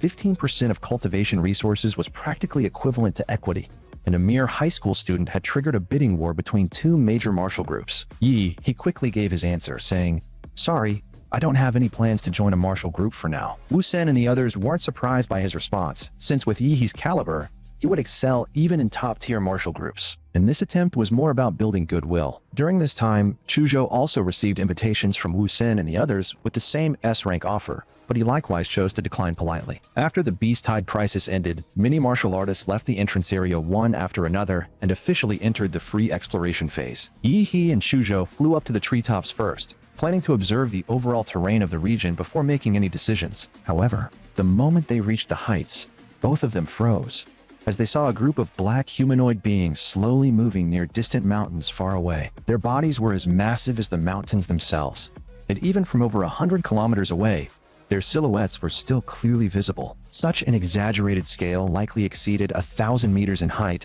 an almost unimaginable sight. Yet he felt excitement instead, believing that given enough time, they might one day conquer such secret realm beasts and even uncover the truth behind the secret realms. Seeing Yi's confident and passionate expression, Chuzhou fell momentarily silent, realizing that whether in martial cultivation or sheer willpower, he seemed inferior to Yi, who truly embodied what it meant to be a martial artist. He had no idea that his casual remarks had already turned into a lengthy internal monologue in Chuzhou's mind, elevating him to the role of a life mentor. And at that moment, he detected an abnormal area through his life field perception. It was a lake whose location appeared like a vacuum zone in his perception, completely blank, and sensing something amiss, he decisively chose to bring Chuzhou there to take a gamble. The two quickly passed through the giant tree forest and arrived at the lakeside, where 3 people were already gathered, including a familiar face, Huang Yuli, who had once handed Yi a discounted business card. Hearing Yi's voice, Huang Yuli chuckled and joked, "Isn't this our top scorer, Yi? I never imagined you'd turn out this impressive," before briefly recounting Yi's early days at the Martial Artist Center. The story left the other 2 teammates marveling at fate's twists, as a boy met by chance had stunned everyone in just half a month. And when he asked how long they had been there, Huang Yuli replied that they had just arrived and had already sent 2 water-specialized teammates into the lake to scout. As soon as Huang Yuli finished speaking, a figure suddenly leapt out of the water, one of her teammates, Yu Yang, who exclaimed excitedly, "Jackpot! We've struck gold! There's a relic beneath the lake! We're going to make a fortune!" At the mention of relics, everyone's expressions changed. As within the secret realms, there exist mysterious structures believed to be remnants of a previous civilization, collectively referred to by experts as relics. These relics are said to contain technologies or creations left behind by that ancient civilization, with the theoretical foundations of modern martial arts and many genetic technologies originating from them. After sharing the information, Yu Yang immediately fixed Yi and Chuzhou with a hostile glare and demanded, "Who are you two, daring to eavesdrop on our conversation?" Huang Yuli gave a brief introduction and explained that once the spoils were obtained, Yi and Chuzhou, as external support, would be rewarded according to their contribution, taking exactly what they earned. No one had any objections to this arrangement. Yu Yang led the way at the front, with the others following him into the lake. Relying on the powerful lung capacity of martial artists, the 6 of them descended together to a depth of 30 meters, entering an underwater cavern. Yu Yang suddenly frowned and said, "That's strange. Where's Li Wei? Wasn't he supposed to guard this place?" After coming up, Yu Yang muttered in confusion. He then took out a wireless radio and called Li Wei several times, but there was no response at all. One teammate spoke quietly. "This place feels dangerous. Li Wei is already missing. Should we really continue exploring?" Yu Yang fell silent for a moment, then said, "Explore. We have to explore. With wealth and glory right in front of you, if you don't act now, you'll be a bottom-tier martial artist for life. If that's the case, then let's move." Yu Yang walked at the front, leading everyone forward. Because of Li Wei's disappearance, the group had fallen into an uneasy silence, with everyone remaining on high alert for potential danger. As they went deeper into the underground limestone cave, the path grew increasingly narrow, and he moved through the cramped tunnel with his gaze flickering. He turned to meet Chuzhou's eyes and silently mouthed, "Something's wrong." The timing doesn't add up. According to Huang Yuli, her team had only arrived near the lake a short while ago, at most 10 or so minutes earlier. Yet Yu Yang and Li Wei had already located this cavern beneath the vast lake and navigated the underground passages to reach such a hidden route to the relic, which felt like having a map hack in a game. Clearly suspicious. Should he warn his acquaintance and leave immediately? He quickly decided not to panic. He still had a trump card. When the group emerged from the narrow, winding passage, the space ahead suddenly opened up into a gigantic cavern the size of a football field, with dense, dark green vines covering every corner. Many of those vines were wrapped around the corpses of magical beasts. Huang Yuli's expression darkened as she asked coldly, "Yu Yang, where is the relic you mentioned?" The moment she finished speaking, one teammate suddenly cried out in alarm. Following where she pointed, they saw a withered corpse pierced through by vines, hanging in midair. Judging from the clothes on the body, it was Li Wei. Yu Yang did not answer Huang Yuli's question, but collapsed to his knees, clutching his head and muttering hysterically, "The relic? Where is the relic? Why is there no relic here? Where did it go?" "Li Wei is dead. How did she die?" The vines are being controlled too. Run, all of you." He seemed to regain his last shred of sanity and suddenly turned back toward the group. The next instant, with a wet pop, his head exploded like a firework. Several vines swayed out from the gaping hole where his head had been, writhing like demonic tentacles. Before anyone could react, he unleashed atomic breath, and a dazzling blue beam instantly swallowed Yu Yang's upper body whole. The grotesque vines were completely annihilated by the atomic energy. No one expected a monster to possess such intelligence. After hunting 2 martial artists, it had parasitized a third's brain, using her as bait to lure even more prey. It was clear now that they had been carefully led straight into its true hunting ground. At that moment, a thunderous crash echoed from behind as massive rocks collapsed, and the passage they came through was violently shredded and sealed off by vines, cutting off all retreat. Staring at the horrifying vines, Chuzhou finally recalled seeing records of this monster in an old tome. This was a second-tier king-class monster species. Ghost Demon Vine, a king-class bloodline. Something that could not be measured by ordinary ranks. An existence far beyond what a handful of first-tier martial artists could ever hope to face. Hearing that, he grinned, flashing his white teeth. Whatever its rank, he would just blast it to pieces. Just as he was about to enter ultra-colossal giant mode, a thunderous boom erupted as the collapsed passage behind them was blown open. A mysterious martial artist surged in, wrapped in terrifying blood energy. His aura twisted the surrounding air, dragging out a long trail of crimson mist as he roared. "Yi, I'm here to take your life. When I heard someone in the Red Tree Mountain secret realm was holding back the beast tide with nuclear radiation, I knew it had to be you. By following the residual radiation traces, I could track your movements. To avoid detection, I suppressed my breathing and followed you all the way into the underground caverns. I didn't expect you to still notice me, even after I sealed off the passage with boulders and stopped my heartbeat and breathing. Entering a state of feigned death. No wonder you were the one who cornered my Hua family brothers." He looked genuinely puzzled. "Sir, who are you? You burst in saying all this nonsense. Do we even know each other? Drop the act and die." Hua Long roared like rolling thunder and lunged at Yi, but instantly realized something was wrong. This was no relic site at all, but the lair of a powerful monster. "Is this the Ghost Demon Vine's nest? You dragged me into a monster's den to have it deal with me. Damn it. Was this your plan too?" "Yi, the Ghost Demon Vine absorbs weapons and releases neurotoxins. If this drags on, I'll die here. Damn you for setting me up." Waves of demonic vines surged, trying to tear Huolong apart. Inside the confined cavern, every punch and kick from Huolong struck like artillery shells, shattering nearby vines into fragments and splattering viscous fluid everywhere. Listening to his furious accusations, he stood there somewhat stunned. "Sir, your inner monologue is a bit much. We've literally just met." At that moment, Huang Yuli warned sharply, "This cavern is about to collapse from their fighting. Everyone, get back!"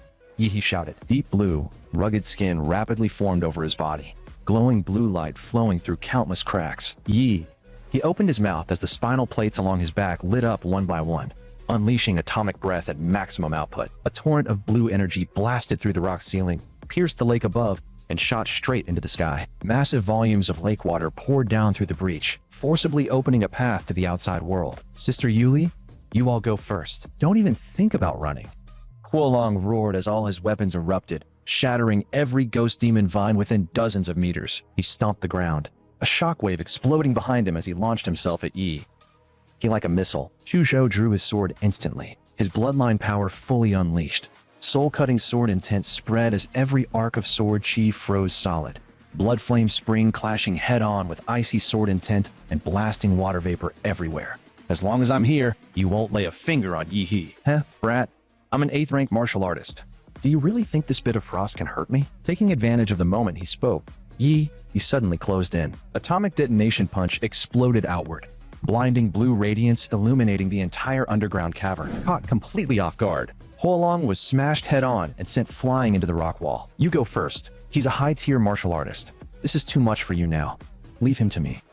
Hearing that, Chuzhou assessed the situation instantly and withdrew without hesitation, refusing to become a burden. Shortly after Chuzhou left, the cavern began collapsing on a massive scale, rocks crashing down and exposing thick ghost demon vines. Facing the advancing 8th rank Huolong and the lurking vines, Yi. He showed no fear, raised his hand to his mouth, and bit down hard. By then, Huang Yuli and the others were already on the shore, watching the lake churn violently as muddy waves surged upward and continuous collapses echoed from below. Only when Chuzhou reached the shore did Huang Yuli finally let out a breath of relief. She quickly realized he hadn't followed him up, and just as she was about to ask, a deafening explosion erupted. A brilliant bolt of blue lightning tore through the lake, lighting up the entire body of water. During transformation, giants release massive energy, usually in the form of lightning.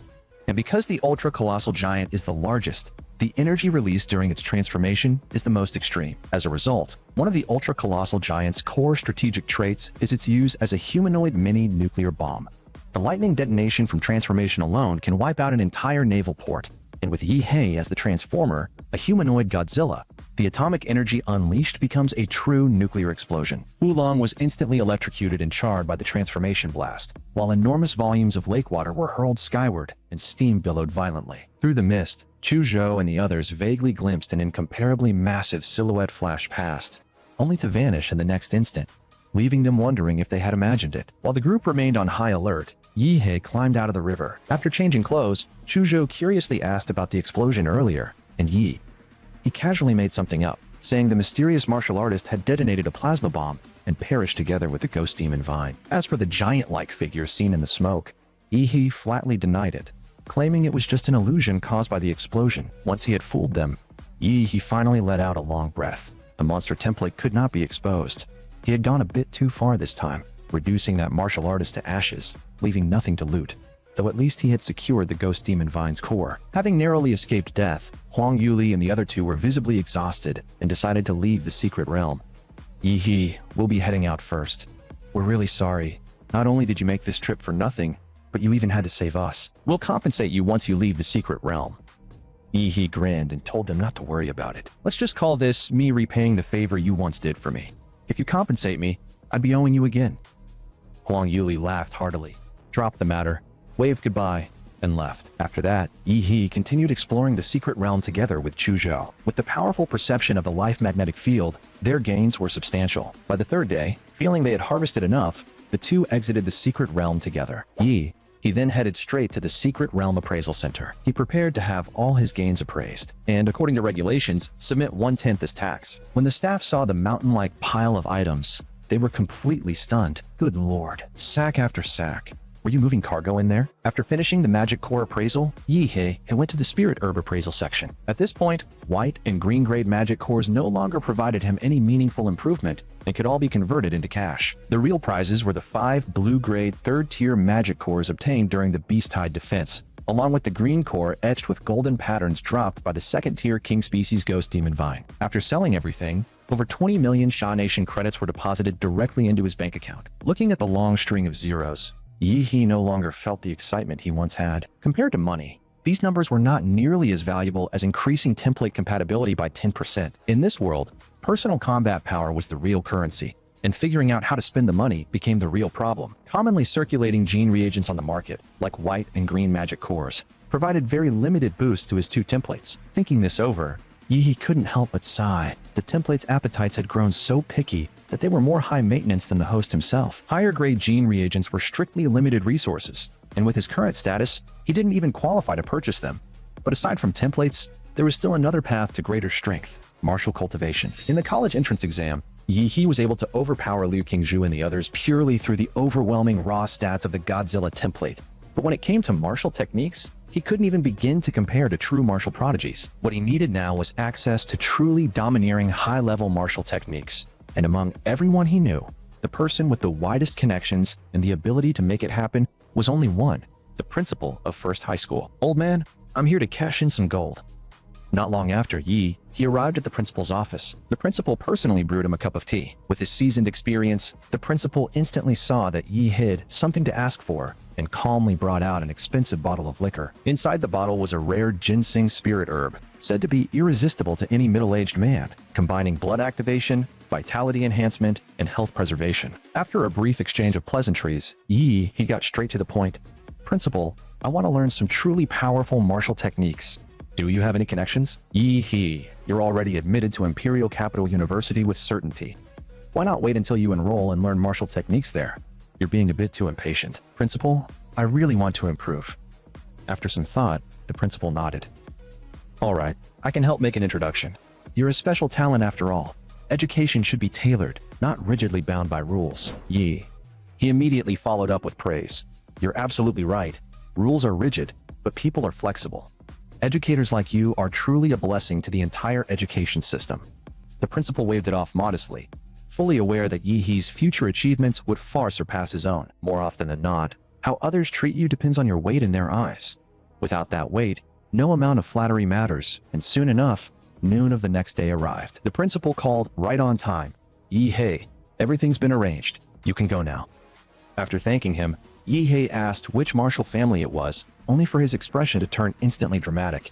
"The Liu family of An City, willing to teach their clan's secret arts." Not long after, on the road to the Liu residence, Liu Qingji leaned forward on a black modified motorcycle worth 2 million credits. Its supercar-level engine roaring loudly down the street. Behind him, a blonde girl clung tightly to his waist, her hair whipped backward by the wind as she enjoyed the thrill. "Jay, you're amazing." Praised by a beauty, Liu Qingji's arrogance swelled, and just as he was about to brag, a glaring little yellow bicycle appeared beside him. "Bro, don't lose focus at high speed. Unsafe driving leaves your family in tears." Liu Qingji felt utterly humiliated. "Are you insane? You scared the hell out of me, riding a crappy shared bike and daring to race me?" With that, he twisted the throttle to the limit, the steel beast beneath him roaring furiously as he instantly left Yi far behind. "What kind of status do you think you have to ride alongside me?"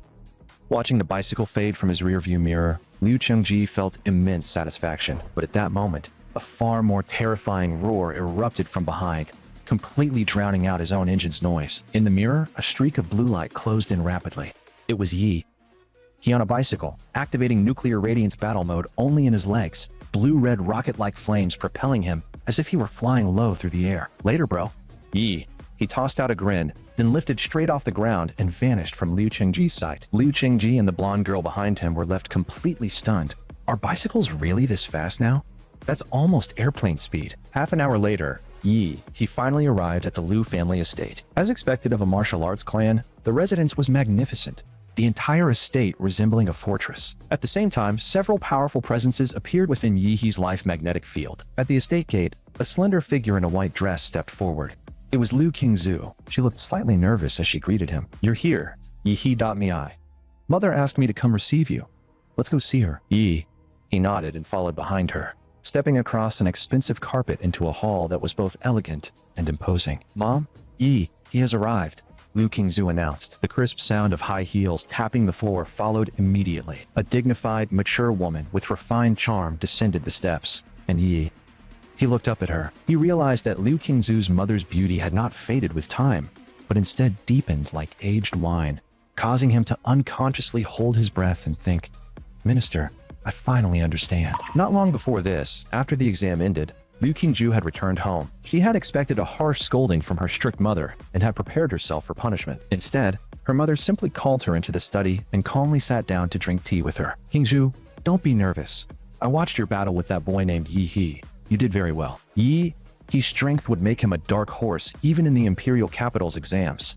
You don't need to blame yourself. In this generation of the Liu family, only you can shoulder the responsibility.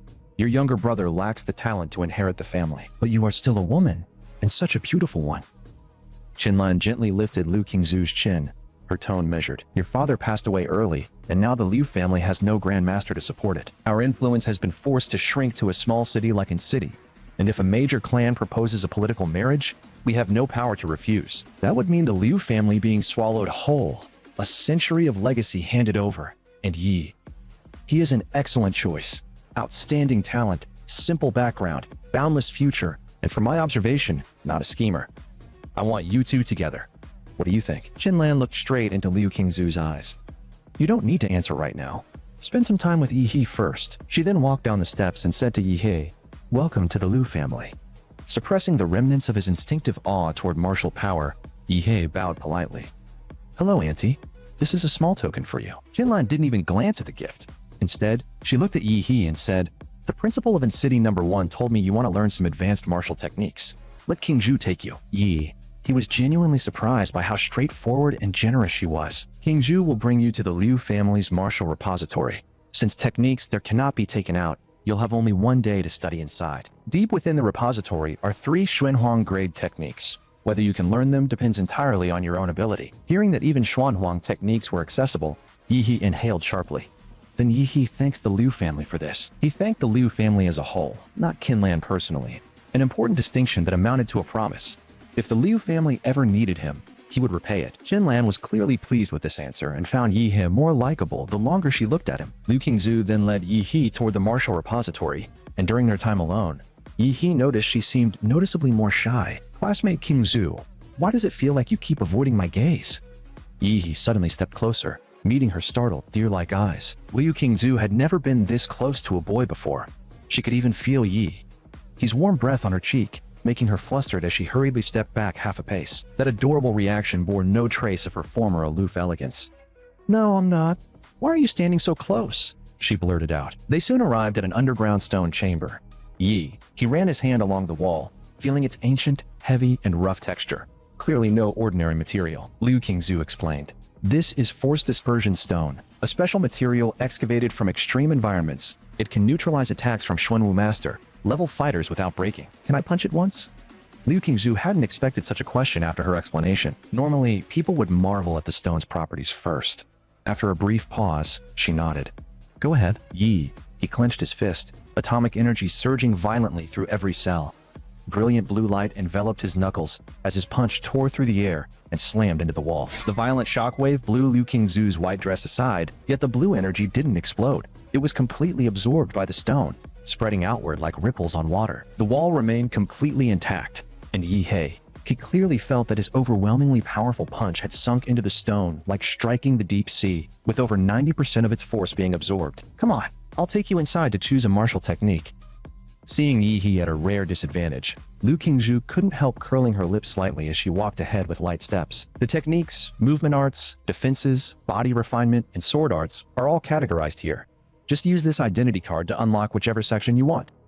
She said this while handing him a black and gold card. Xuanhuang techniques are in the small stone chamber at the very back. You can enter by swiping the card as well, but there's no way you'll truly comprehend a Xuanhuang technique in a single day. You'll grasp, at most, a bit of the surface. Honestly, I'm not sure my mother granting you access to Xuanhuang techniques is a good thing. I could help you pick some techniques just below Xuanhuang grade that suit you better. He teased her with a grin. Are you worried about me? If I'm learning the strongest Xuanhuang techniques. If it's right in front of me and I don't even dare try, I might as well go home. Seeing how determined he was, Liu Qingzhu said nothing more and directly opened the black stone door of the chamber. Inside were 3 safes, each labeled with a name. 2 of the techniques were Floating Splendor, Shadow, and Primordial Jade Finger, both of which Liu Qingzhu had mastered. The 3rd Xuanhuang technique was called Flesh, Seeking the Demonic, something Yi had never seen her use. Liu Qingzhu explained, Xuanhuang techniques aren't learned by reading with your eyes, but by sensing the martial fortune the creator left within them. If you can't sense it, or if your attributes conflict with that fortune, cultivation can't even begin. Simply put, Xuanhuang techniques are alive. It's not the martial artist choosing the technique, but the technique choosing the martial artist. He nodded, and directly chose the one that sounded brutally straightforward.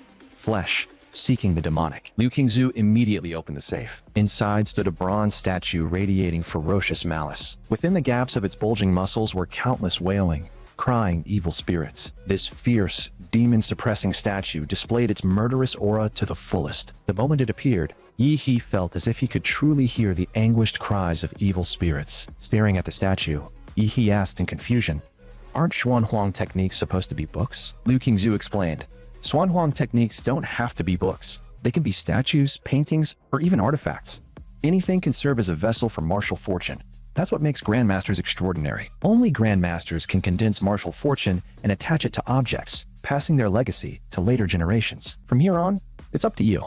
If there's fate, you'll naturally sense the martial fortune. With that, she turned and left the chamber. He circled the imposing statue a few times. He had no idea how one was supposed to sense fate. If fate alone was enough, then he might as well just take a nap. Without another word, He lay down and went to sleep on the spot, leaving Liu Qingzhu watching through the monitors, utterly speechless. When He opened his eyes again, he found himself inside a ruined temple, draped in spiderwebs and thick dust. Even the wrath-faced bodhisattva enshrined on the altar had one arm broken off. This was the so-called Five Aggregates resonance.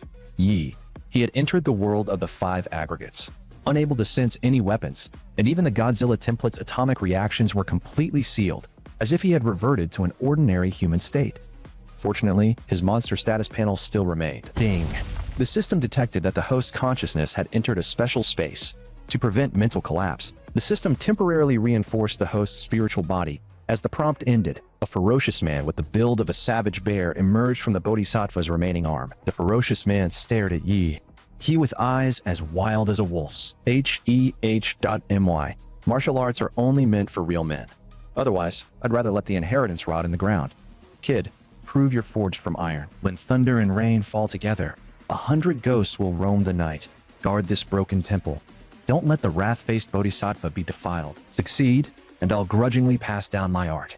Fail, and you'll be devoured by ghosts, your mind shattered, your martial path forever severed. A drop of icy rain slipped through the broken roof and landed on his face. He snapped back to reality. The ferocious man had vanished, and the rain signaled that the trial had begun. The storm intensified, plunging the outside world into darkness. Amid the howling wind, he sensed countless malicious gazes lurking in the shadows. He then retrieved a rusted sword from behind the bodhisattva's throne. Sword in hand, he stood alone at the temple entrance. Thunder roared as pale lightning illuminated his face. That bolt seemed like a signal, instantly throwing the darkness into turmoil. With thunder and rain intertwined, the night parade of 100 ghosts began. A shadow lunged from the darkness toward He. Without hesitation, he swung his sword at the shadow's head. The moment the blade struck, the rusted sword erupted with dazzling golden light. The shadow screamed in agony before turning into ashes. He immediately realized that this kind of trial would never leave a martial artist unarmed. Hidden tools were clearly prepared. His battle intent surged. No longer defending the temple, he charged into the darkness with sword in hand. Behind him, the ferocious man reappeared, watching with utter disdain. Charging out with a sword? Those ghosts all carry my killing aura. A mere novice dares abandon the sanctuary. Pure suicide. Looks like another fool. Martial artists really are getting worse. The man sighed, about to go collect the body, when he suddenly stopped. Disbelief filled his eyes. Why couldn't the pale ghost possess this boy at all? Outside the temple, He, who knew nothing about sword techniques, swung his blade wildly like a turtle, stabbing whenever a ghost got close and calling it a day. Within the spiritual world, the system panel automatically protected He, placing him in an untouchable state, practically an invincible golden body. He burst into laughter as the broken sword in his hands danced wildly under his so-called turtle sword style, stabbing left and right, harvesting ghost after ghost like chopping vegetables. The sight left the ferocious man completely dumbfounded, even wondering when the trial he designed had become this easy. Seeing that the pale ghosts were utterly helpless against He, the ferocious man could only step forward personally and demand in a deep voice how the boy could remain completely unaffected by his martial fortune. He merely smiled and replied calmly that there was no secret, only diligent training, standing proudly with his sword as the sinister wind howled. The once ferocious ghosts now shrank back like frightened lambs, not daring to approach him at all. At that moment, the wrath-faced bodhisattva inside the ruined temple collapsed, revealing a dried well sealed beneath it, its bottomless darkness sending chills with a single glance. The ferocious man spoke grimly that within the well lay the condensed essence of his killing aura from life, and the flesh-seeking demon technique itself, if he dared to refine it. Before he could finish, he leapt straight into the well, stunning the ferocious man before he burst into laughter, remarking that he had never seen such a willful successor. In life, the ferocious man had been a legendary hero who once conquered an S-rank secret realm, devoting both life and death to the path of flesh-seeking demon. As age wore him down, his blood and vitality declined, and the suppressed, resentful killing aura within him began to backfire, driving him into madness and causing him to slaughter those around him. To avoid committing further atrocities, he chose to end his own life, sealing all his resentful spirits and curses into the statue as its vessel. Even after a century had passed, much of the killing aura within the martial essence space had dissipated, yet it was still far beyond what an ordinary novice could endure. If Yihe could subdue the killing aura that had defeated even this predecessor, he would inevitably surpass him on the path of flesh-seeking demon. Inside the monitoring room, Qinlan stood beside Liu Qingzhu, the two of them watching Yihe as he entered the martial fortune space. Not long after he fell asleep, his body suddenly began to tremble violently, as if pierced by countless needles. Traces of blood even seeped from his pores, causing Liu Qingzhu to look anxiously at Qinlan and ask what was happening. Just moments earlier, he had still worn a smug smile in his sleep, as though experiencing something pleasant in his dream. At this moment, Yi suddenly began to convulse, blood seeping from his entire body. Yet Qinlan showed no surprise at all. She took a deep drag from her lady's cigarette and slowly exhaled, her alluring phoenix eyes obscured by the smoke, appearing unfathomable. Qinlan spoke calmly. The third Xuanhuang martial art was something your grandfather obtained by chance in his later years, and when he attempted to cultivate it, even his grandmaster level cultivation was rejected by the martial fortune within the statue. He even suffered internal injuries because of it, and from that day on, no one in the Liu family ever succeeded in cultivating this technique again. The more extraordinary the power, the more unbearable its method of acquisition. And since Yi chose to bear this power, Qinlan suddenly froze in shock. He had already awakened, even stretching lazily, looking as though he had just enjoyed a very comfortable nap. He opened his eyes and looked at the statue before him, now riddled with cracks, its once vivid spiritual aura completely dimmed. The craftsmanship remained exquisite, yet it had lost that vital spark, because that spark now resided within Yi himself. His mind still echoed with the final words left behind by the ferocious man. You are the most talented person I've ever seen. Perhaps you will uncover the truth of the secret realms, something we predecessors never accomplished. So I leave it to your generation. Yi clenched his hand and sensed the changes within his body, flesh like a demonic core and form like an Asura. Although his status panel showed no numerical increase, his combat power after mastering the Xuanhuang martial art was at least twice what it once was. At that moment, the stone door opened and Qinlan entered together with Liu Qingzhu, asking, Yi, did you succeed? Yi grinned, revealing his white teeth, and answered confidently that he had succeeded. Qinlan could hardly believe it, saying that even with Qingzhu's talent, it would take at least a full week of non-stop cultivation in the martial essence space to barely grasp a Xuanhuang martial art. She stared at Yi in disbelief, asking how long it had even been, whether an hour had passed, and whether he truly learned it just by sleeping once. Facing their doubtful gazes, he decided to demonstrate, circulating the martial art and gathering the strange power born from his dantian into his palm. Martial techniques were supposed to be formless, yet the power he condensed carried a faint black-red hue. That was the killing aura he had mastered within the martial fortune world, functioning much like an in-game enchantment that could be infused into weapons to greatly enhance their lethality. He shouted, mountain-blocking fist, his waist and back tightening like a fully drawn bow as his core exploded with force, and a punch wrapped in black-red killing aura slammed forward, detonating the surrounding air with a thunderous boom. The mother and daughter could even hear a shrill sound resembling the wail of vengeful spirits within the shockwave.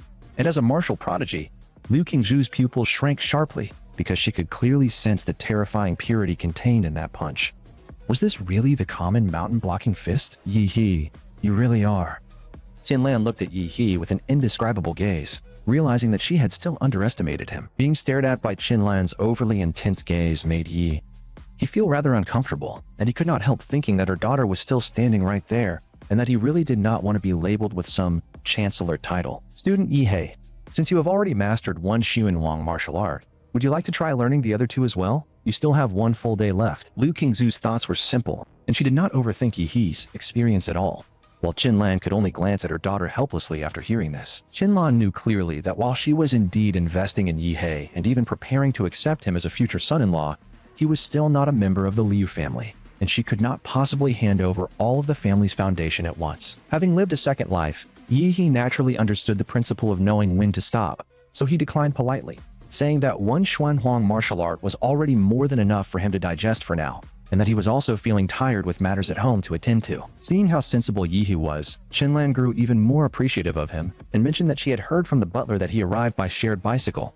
asking whether he could drive, and suggesting that he pick a car from the garage for convenience. Hearing this, Yi immediately recalled the biker he encountered earlier and found the idea of a motorcycle both stylish and eye-catching. So he asked whether there were any motorcycles available. Chinlan nodded with a smile and replied that there were, adding that his preference was just like that of her troublesome son, and decided to give Yi the best motorcycle from her son's collection. A few minutes later, Liu Qingji returned home, still angrily complaining about that shared bicycle kid who had scared away Simba's girl and hoping he would never meet him again. Just as his anger lingered, something suddenly streaked past him with a sharp whoosh. When Liu Qingji recognized that it was Yi, he was completely stunned, realizing that the shared bicycle kid was now riding his motorcycle. Time passed quickly, and after returning home that night, he took out the 5 demon cores he had obtained from the secret realm. He prepared to absorb them all at once, since the experience of swallowing demon cores whole last time had not been pleasant at all. This time, he even prepared a bit of soul seasoning to enhance the flavor of the demon cores. He picked up a demon core,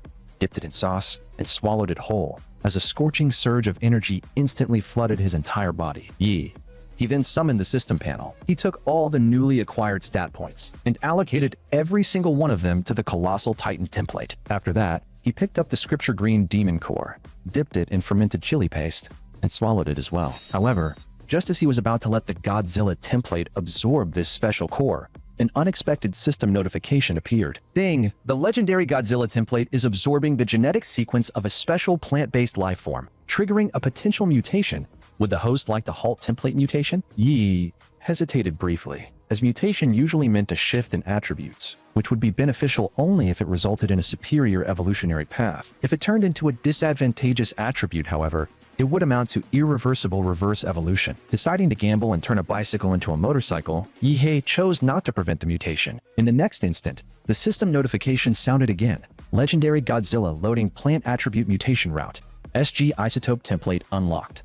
Planetary Godzilla. When the legendary Godzilla template reaches 100% completion, there is a 2% chance to advance into Planetary Godzilla, with continued absorption of high-quality plant-based genetic material increasing the success rate. Hearing this, Yi let out a long breath, knowing he had made the right bet. Planetary Godzilla appears similar to standard Godzilla, yet can exceed 300 meters in height and weigh over 1 million tons, earning the title of the largest Godzilla in history. Moreover, in terms of abilities, Planetary Godzilla represents a comprehensive enhancement over Legendary Godzilla. However, all of this requires the current template to first reach full completion, meaning he would need to accelerate his progression. Just as he was planning his future, a thunderous explosion suddenly echoed outside the apartment. Seeing flames erupt into the sky, Yi frowned, wondering if this was some kind of terrorist attack. He looked out the window and saw several special police martial artists in tactical gear sealing off the area, clearly searching for someone. At that moment, someone knocked on the apartment door, and given Yi's solitary nature, with no deliveries or visitors expected, he couldn't help but wonder who it could be. As he spoke, he turned his head slightly and asked aloud, almost casually, "Do you know who it is, miss?" In the next instant, a figure appeared outside the window, a woman clad in a nano-combat suit that clung tightly to her body, perfectly outlining her S-shaped curves. The woman chuckled softly, her gaze locking onto Yi. "You're like a venomous serpent. It seems you're no ordinary martial artist. I only plan to stash something here and alter your memories afterward. Since you notice me, I'll have to make you suffer a little. So don't even think about running." And Yi, he could only shake his head helplessly, thinking that worst case, he could just buy another apartment. The female martial artist frowned, replying coldly that he was already dead. But before she finished speaking, Yi's fist was already flying toward her. At the same time, down on the street below, several special police martial artists were locked in fierce combat with a man. Though injured under the barrage of attacks, the man wore a relaxed smile and shouted, "Yao Yamei, you must get the golden gene out. I, Zhou Yi, will draw their fire here." Laughing loudly, he challenged everyone to come at him, fully prepared to trade his life. Just as Zhou Yi was about to activate a blood-burning forbidden technique, a pitch-black figure suddenly crashed down in front of him, blasting a massive crater into the ground. Startled, Zhou Yi blurted out that Yao Yimei's nanosuit was supposed to be white, not burnt black like charcoal. He demanded to know why she had returned when he was already risking everything to cover her escape. Climbing out of the crater, Yao Yimei replied in a low voice that the item was safely hidden and it was time to retreat. She immediately tossed a large number of specialized smoke grenades onto the ground. Then she led Zhou Yi into the sewers, vanishing from the scene completely. Half an hour later, the two slipped out of a narrow alley, and judging by the distant sound of sirens, they finally confirmed they had temporarily escaped the pursuit and let out a sigh of relief. At that moment, a cold voice suddenly echoed beside them. "Miss, you still haven't explained why you broke into my home. I suppose you randomly picked a residence and just happened to choose me. Since that's the case, as a reward for trespassing, I'll gladly keep you company for a while." Zhou Yi stared at Yi, he with murderous intent, and demanded coldly, "How did you find us?" Yi, he had no intention of explaining that Yao Yimei was still tainted with his nuclear radiation, which made tracking her effortless. When it was time to fight, Yi never wasted words, and this was the perfect chance to test the power of the flesh-seeking demon body. As he spoke, he concentrated atomic-level cellular reactions into his feet, and in the next instant, a micro-explosion erupted beneath his soles, launching him forward like a missile. The air vibrated violently as He closed the distance in an instant, throwing a punch empowered by black-red baleful energy, with intense cellular and atomic reactions raging within his fist. With a thunderous crash, the punch slammed directly into Zhou Yi's crossed arms. Black-red energy lightning burst forth, shredding flesh that had been tempered countless times and exposing stark white arm bones. Overwhelming force struck Zhou Yi, making him feel as if he had been hit head-on by a speeding train, sending him flying backward. The concrete wall he collided with collapsed instantly, rubble exploding outward as dust filled the narrow alley. Watching Zhou Yi get blown away by a single punch, Yao Yimei couldn't help gasping in shock. A 6th-tier martial artist seriously injured by a boy whose weapon fluctuations were barely at apprentice level, and she blurted out, "Whose disciple are you?" He grinned and replied casually, "I study under Godzilla." Zhou Yi struggled back to his feet, blood dripping from his arms as waves of heat rose from the wounds. Under the dim streetlights, his skin gradually took on a cold, steel-like luminescence. A thick, heavy silver horn emerged from his forehead as his beast form manifested. The iron-armored rhinoceros. Zhou Yi sneered, saying that even if Ancheng hid true experts, a dignified 6th-tier martial artist could not be easily crushed by a 5th-tier brat. Seeing Zhou Yi preparing to fight to the death, he rolled his wrists and grew serious as well. Nuclear-level fusion processes began activating within his cells, and he thought that this was finally getting interesting. Just as he focused entirely on Zhou Yi, Yao Yimei activated optical invisibility through her nanosuit and attempted a sneak attack from behind. As Yao Yimei closed in, she was struck directly in the abdomen by an atomic beam fired from Yi's fingertips. Her nanosuit shattered on impact, and she was blasted backward, her fate unknown. Zhou Yi cursed under his breath, calling her useless for failing even a sneak attack. He then roared in fury and charged toward Yi. He like a runaway train. Excitement flared in Yi's eyes as he detonated a micro-explosion beneath his feet, propelling himself straight into the clash. In the next instant, their fists collided head-on, compressing the air until visible distortions rippled outward. He was startled to see that the atomic lightning empowered by baleful energy only left scorched marks on Zhou Yi's silver skin, not even breaking the flesh, as his defense had skyrocketed. Zhou Yi sneered, savoring the thrill of slaughtering a prodigy, boasting that his iron-armored rhinoceros beast form could easily withstand tank fire, and that its offensive power had risen even more. Seeing Zhou Yi press forward again, he detonated another explosion underfoot to forcefully widen the distance. Zhou Yi seized the opening without hesitation, roaring as he closed in and launched brutal close-quarters combat. At the instant Zhou Yi drew near, he suddenly slashed his own palm. In the next second, an enormous burst of blue lightning erupted violently. Caught at point-blank range, Zhou Yi was completely engulfed by the terrifying blue radiance. Amid the searing chaos, he sensed a gaze from a higher existence and looked up to see a 30-meter-tall giant silhouette hidden within the mist. Its deep blue eyes burned like ghostly flames,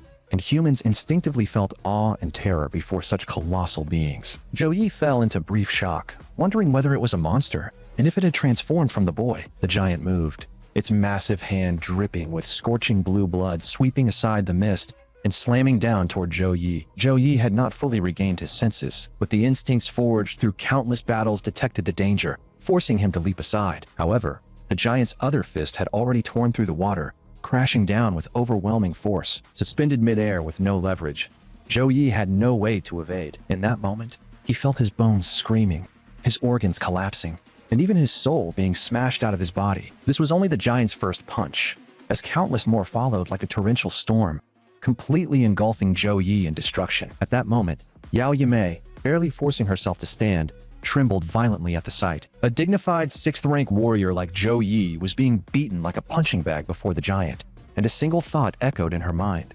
Why had she ever provoked such a monster? If this continued, Zhou Yi would be beaten to death, and with no path left to escape, a desperate gamble was the only option. After a brief calculation, a thin yellow line appeared in Yao Yimei's hand. Seizing the moment when Zhou Yi was enduring the giant's barrage head-on, she leapt down from a nearby skyscraper. Twisting her body midair with the nanosuit's maneuvering system, she appeared at the giant's throat, the yellow line being a molecular wire drawn from the suit, strong enough to slice high-grade alloys. In her judgment, a giant formed through genetic manipulation, no matter how powerful, would still retain the fatal weaknesses of a human body. A flash of blood followed, but the outcome was completely beyond her expectations. The giant offered no resistance, allowing its throat to be severed. Scalding blood erupted like a fountain, pooling into a horrifying crimson reservoir. Had she succeeded, the thought barely formed before she met the giant's enormous deep blue eyes, each as large as a lantern. Those pupils carried a clear sense of mockery, and in the next second, the giant opened its mouth as blue, annihilating light gathered within its throat. The rising hum of energy filled Yao Yimei's ears,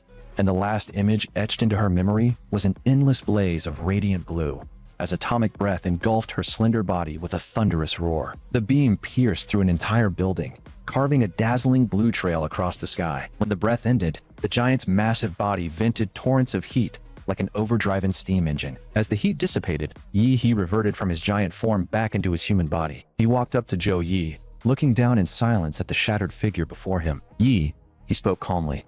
Those who choose to kill must be prepared to be killed, and that is only fair. At that moment, the distant wail of police sirens was rapidly closing in. The scale of the recent battle had been far too extreme, drawing the attention of nearby patrol units. Zhou Yi was fully aware that death was inevitable, yet a deranged smile spread across his face as he roared that even if he died, he would not survive for long. With twisted delight, he revealed that Yao Yimei had hidden the golden gene in her room, that it now belonged to He, and that endless pursuit awaited him, before laughing madly and declaring he would wait in hell. Before he could say another word, he kicked Zhou Yi's head aside, ending the meaningless rant once and for all. With the police about to arrive, He to dispose of the bodies immediately. This time, the situation had undeniably spiraled out of control. After handling the bodies of Zhou Yi and Yao Yimei, he quickly left the scene and returned home. Upon arriving, he immediately sent a message to Qinlan, asking her to use her connections to smooth things over. After all, the highly recognizable earth element technique he used against Yao Yimei would inevitably draw police scrutiny and require a formal statement. Once the call with Qinlan ended, he located the golden gene mentioned by Zhou Yi inside the room. It was a sealed cylindrical container bearing the insignia of Laserbird Corporation. Laserbird Corporation was a renowned titan within the biotechnology industry. It was clear that Zhou Yi and Yao Yimei had stolen the item from Laserbird and faced relentless pursuit during their escape. From Zhou Yi's words, it was obvious they intended to pin the entire blame on Yi. Realizing the location was no longer safe, he decided to move immediately and spend the night in a hotel. 1 month after he obtained the golden gene. Deep within Anqing's only B-rank secret realm, a squad had just finished exterminating a third-tier high bloodline beast. As they prepared to extract its core, they were suddenly confronted with a horrifying sight. Countless beasts filled the horizon, trees collapsing en masse as thunderous footsteps crushed everything in their path. Atop the head of a crocodilian beast, massive enough to rival a mountain, stood a throne constructed entirely of white bones. Its base formed from a mound of countless skulls. A black ape-like beast reclined lazily upon the bone throne, one leg crossed over the other, eyes half closed as if asleep. Even while asleep, the celestial phenomenon above its head was enough to prove its nobility and overwhelming power. At the center of the vast storm clouds, a ferocious black primal elephant manifested in the sky, a phenomenon reserved exclusively for Overlord-class beasts. The squad leader abandoned the hard-earned monster core without hesitation and fled in terror with the team, urgently ordering them to notify the military that an Overlord-class beast was leading a massive beast tide, something Anqing could never withstand without national-level grandmasters and supreme grandmasters being dispatched. High-tier beasts rarely left their territories to roam lower-ranked zones, which was precisely why the danger levels of secret realms had remained stable for so long. Yet that rule had now been completely shattered. Seated upon the throne of bones, the black ape sensed the squad's presence and slowly opened its crimson eyes, casting a cold glance in their direction. Beneath it, the Qinshan giant crocodile immediately understood its master's intent. Murderous intent, surging through the forest as the beast opened its jaws in a silent chant. Mud and stone within a 100-meter radius surged together, spiraling and compressing midair until they formed a massive 10-meter stone spike that launched forward like a missile. A violent shockwave erupted, piercing straight through an entire mountain ridge as the scouting squad was swallowed by the catastrophic strike. When the dust settled, a severed hand lay on the ground, still clutching a radio communicator. A distress signal carrying the oppressive aura of an overlord was successfully transmitted. At that moment, the black ape rose from its throne of bones. It spoke human language and issued a single, chilling command: full speed ahead. The surging beast tide responded to their overlord's voice with deafening, bloodthirsty roars. Soon after, the piercing alarm signaling an incoming beast tide echoed throughout Anchang. Citizens stood frozen in disbelief as the mayor's voice came over the broadcast, announcing that the beast tide would breach defenses and reach the city within 20 minutes. With all military forces already deployed to the front lines, he formally called upon every warrior in Anchang to provide immediate support. The broadcast fully jolted the citizens of Anchang awake, as countless people attempted to flee the city by car, high-speed rail, or even plane. The entire city descended into chaos, with armed police maintaining order while government departments operated at full capacity to stabilize public morale and urban order. Evacuation transport was currently restricted to students only, as children represented the future, and if Anchang truly fell, all of its future had to be sent away. Inside the mayor's office, Huang Chen sat with a deeply furrowed brow, dialing one call after another in an attempt to secure reinforcements and buy Anchang even a little more time. However, this time it was not only Anchang facing a massive beast tide invasion, as warnings were erupting simultaneously across multiple regions nationwide. Every region was already overwhelmed, and even Ling City and Guangshan City in the capital had seen the emergence of S-rank secret realms, forcing all Imperial warriors to be deployed to suppress their expansion. Slumping back into his chair, Huang Chen realized with chilling clarity that the entire nation had fallen into an enormous web. This beast tide was no accident, but a calculated operation. Time was gone, and the defense of Anchang had officially begun, leaving them with no one to rely on but themselves. Meanwhile, inside a home in Chuzhou, those in the middle of training suddenly heard the beast tide invasion alarm. At the same time, an official evacuation notice appeared on their phones. Anchang University preparatory students were granted priority evacuation rights. All eligible students were instructed to proceed immediately to Anchang Airport or designated high-speed rail evacuation routes. He immediately asked Chuzhou whether he intended to leave. Chuzhou shook his head and asked in return whether he also planned to stay, adding that with He's talent, leaving would be the better choice. He grinned and told him to stop overthinking it, saying that since neither of them was leaving, they would fight together. Meanwhile, inside the Liu family estate, Liu Qingzhu prepared to head out to resist the beast tide, only to be stopped by Qianlan. Qianlan calmly asked how confident Liu Qingzhu was about returning alive, pointing out that Anchang had roughly 30,000 active warriors, and even counting retired veterans and volunteer trainees, the total barely reached 50,000. Such numbers, in the face of a large-scale beast tide, were like a small sailboat before a tsunami,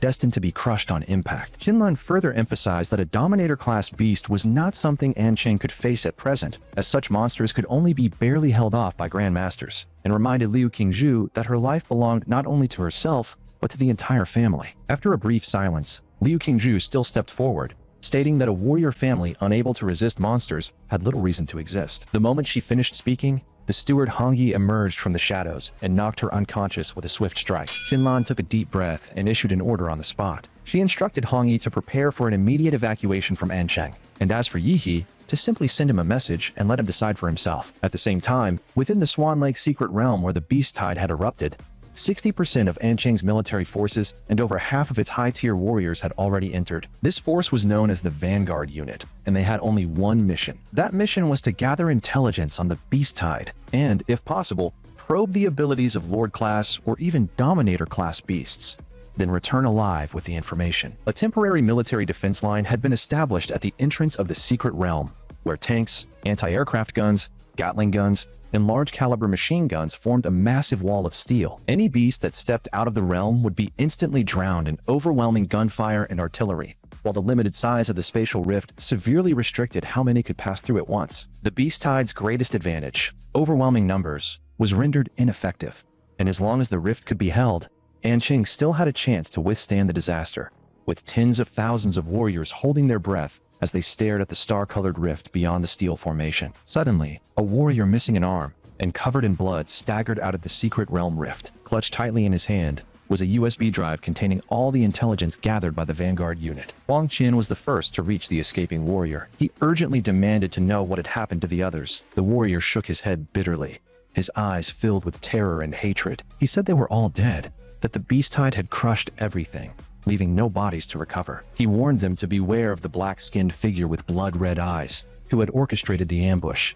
Otherwise, at least several thousand could have made it out alive. Before his words had even faded, a massive stone spike spun out of the secret realm rift. The spike pierced straight through a distant building without slowing down. More stone spikes followed, demolishing the newly constructed defenses at the rift entrance and triggering massive chain explosions from buried landmines. Seeing this, Huang Qin shouted in fury, recognizing it as a ranged assault from within the realm, and immediately ordered the tank battalion to respond. He commanded the units to fire without restraint directly at the rift, and the tanks and anti-aircraft guns in the rear opened fire at once. Towering flames instantly engulfed the entire secret realm rift. Yet the stone spike bombardment from the other side showed no sign of stopping. Huang Qin's expression grew grim as he realized the beasts were deliberately avoiding a frontal assault and instead wearing down the defenses with ranged attacks. He seethed with rage, unable to accept that beasts were employing tactics like human armies. Another stone spike broke through the barrage of artillery, surging forward with a violent shockwave. The tank units in the rear had anticipated this and immediately repositioned to avoid impact. The moment the spike struck the ground, its outer shell suddenly split apart. A massive bat-winged rat burst out from within.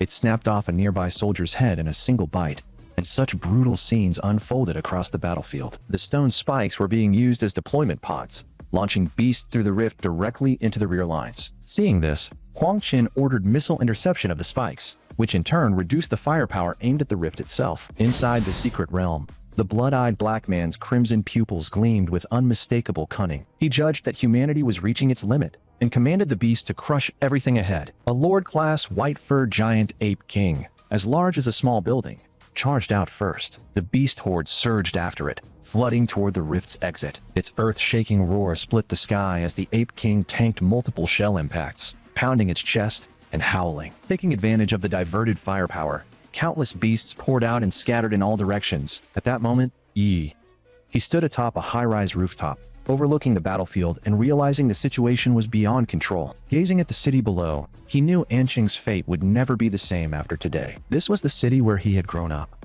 the place he had stayed the longest, and he refused to see it trampled under beastly hooves. Without further hesitation, he leapt from the rooftop with a roar, black-blue rugged skin enveloping his body as the Godzilla form activated once more, and he charged straight into the battlefield. Elsewhere on the battlefield, Luo Xuan kicked a beast square in the head, shattering its skull and forcing its eyeballs out from the sheer impact. Xiaolin's petite figure descended from above, landing atop a grotesque beast head the size of a small car. Zhuzhou walked over, holding a third-tier blue monster core glowing with faint azure light. As Academy prodigies, they could have withdrawn, yet they still chose to remain. After a brief exchange, Luo Xuan suddenly looked up at the sky. A tank was seen streaking across the air, completely out of control, as it smashed straight toward their position. The next moment, it was about to crush the three of them into pulp. Zhuzhou drew her sword in an instant, the blade ripping through the air. The falling tank was cleaved cleanly in half with a single strike. When Kai Shaolin saw the true culprit behind the thrown tank, her pupils contracted sharply. It was a 20-meter-tall white fur gorilla,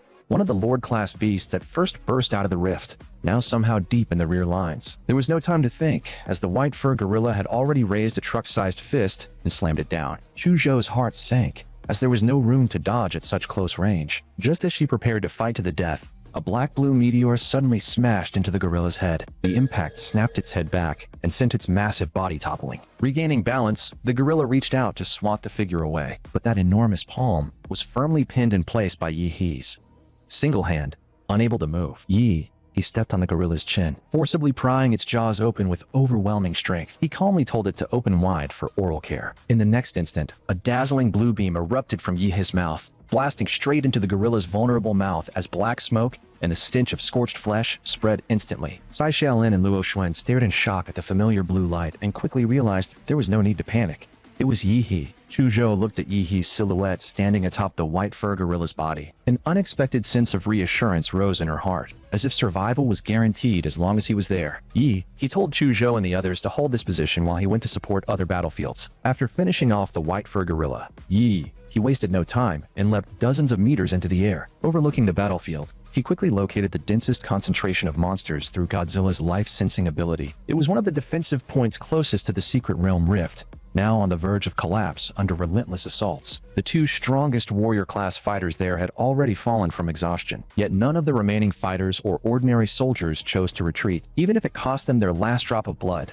They would never surrender this position to the monsters. A massive beast with a body like a mammoth charged forward while enduring concentrated tank fire. It smashed through the fortified wall, allowing waves of monsters to flood in behind it. Facing a mammoth beast that ignored artillery fire, the fighters chose the simplest and most brutal tactic. They swarmed over it like ants, willing to be crushed to pulp, just to inflict even the slightest wound. Although the battle's outcome was ultimately decided by clashes between high-tier fighters and high-tier beasts. Ordinary fighters and civilians alike still possessed the resolve to fight in this cruel world, unafraid of death, hoping only to hold out until human powerhouses arrived. At that moment, vast black and crimson shadows appeared across the battlefield, disrupting the monster ranks rather than attacking humans, throwing many beasts into chaos and allowing fighters to strike them down. As the fighters wondered what those dark shadows were, a brilliant stream of blue light slammed directly into the mammoth-like monster. The mammoth beast let out its first agonized howl, and after taking Yihe's breath attack head-on,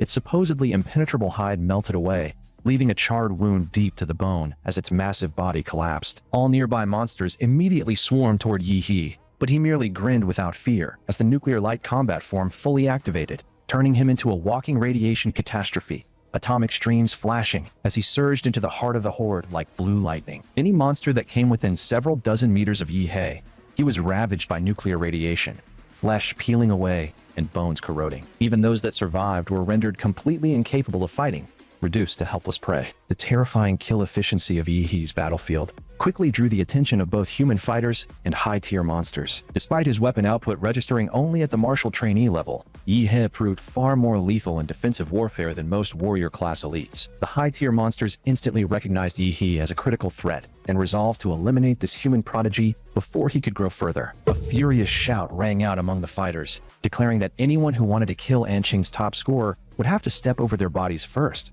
because he was still just a kid and the city's hope. The high-ranked fighters exchanged glances and immediately moved to intercept the Lord-class monsters charging toward Yihe. With his nuclear light combat form at full output, Yihe fired an atomic blast that punched straight through the skull of a massive monster. The ground was littered with mangled corpses fused and twisted by nuclear radiation. 5 Lord-class monsters that had already broken through the rift. Upon seeing Yihe help the human side regain control of the beast tide, began charging toward him with reckless abandon. Even elite fighters found it difficult to approach the rampaging Lord-class monsters head-on. At that moment, 4 towering stone walls nearly 100 meters tall erupted from the ground, completely trapping the Lord-class monsters that were closing in on Yihe. Anqing's strongest combatant arrived, Mayor Huang Qin, whose cultivation had reached the Xuanwu level. Standing high in the air, he unleashed the genetic art known as the Earth Vein Divine Wall. A white-furred monster suddenly leapt with full force, attempting to escape the stone walls and attack Huang Qin. But the instant it drew close, it was obliterated into fragments by the overwhelming energy Huang Qin released. Just as Huang Qin was about to move in to eliminate the remaining Lord-class monsters, his gaze suddenly locked onto the dimensional rift. A massive crocodilian head was forcing its way out of the rift with great difficulty. Its sheer size prevented its full body from passing through.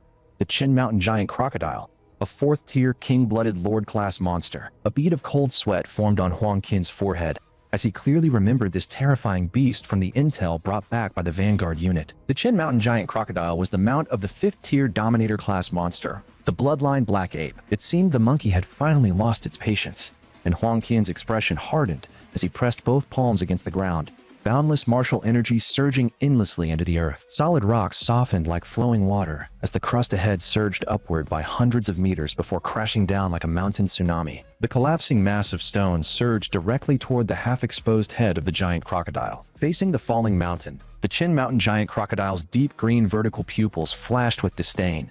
This was the first time it had seen a human dare challenge a soil attribute king with the same power. Under its will, the core of the stone tsunami began rapidly collapsing inward, compressing into an enormous stone sphere. The sphere absorbed the surrounding collapsing rock, drastically reducing the mass and scale of the stone tsunami. What the crocodile failed to notice was Huang Qin's figure concealed within the mud and debris, already closing in as it sensed danger and attempted to form a stone armor. It was already too late, as Huang Qin threw a punch, spiraling destructive force erupting from his fist. The attack drilled straight through the crocodile's mineral eyelid, harder than diamond by several times. One massive eye was obliterated on the spot, and the beast's agonized roar of rage echoed across all of Angchang. The windows of surrounding buildings shattered instantly from the shockwaves. The pain completely drove the Qin Mountain giant crocodile into fury. Under its control, the ground within several hundred meters erupted as countless razor-sharp stone spikes burst upward. In the blink of an eye, an enormous forest of stone erupted from the ground. Fortunately, Huang Qin had obtained intelligence on the Qin Mountain giant crocodile in advance and immediately evacuated the warriors beyond a 1-kilometer radius, preventing massive casualties. If your full body had entered Ancheng, I might have feared you by 3 parts, but with only your head exposed, you are nothing more than livestock awaiting slaughter. In a very short span of time, Huang Qin unleashed several devastating martial techniques in succession. His rapidly moving fists and kicks tore through the air, igniting flames as he focused all his attacks on the crocodile's weak points. Scales shattered and blood sprayed as the Qin Mountain giant crocodile was quickly beaten into a mangled state. If not for the powerful regenerative ability of its magic core, it would have already been slain by Huang Qin. However, just as Huang Qin stood atop the giant crocodile, taking a brief moment to steady his breathing, a stone pillar behind him suddenly cracked open, and a black-furred arm shot out, gripping him tightly. Huang Qin instantly realized it was an ambush and sensed fatal danger, desperately trying to pull away, but it was already too late. As the owner of the black-furred arm fully emerged, a blood-eyed black ape standing over 3 meters tall. The blood-eyed black ape grinned viciously as it stared down at Huang Qin, having fully tested the limits of the human side. There was no warrior here capable of standing against it. A 5th-tier dominator. Insignificant human, what are you doing to my mount? I will crush your head now and show you how powerless humans truly are before me.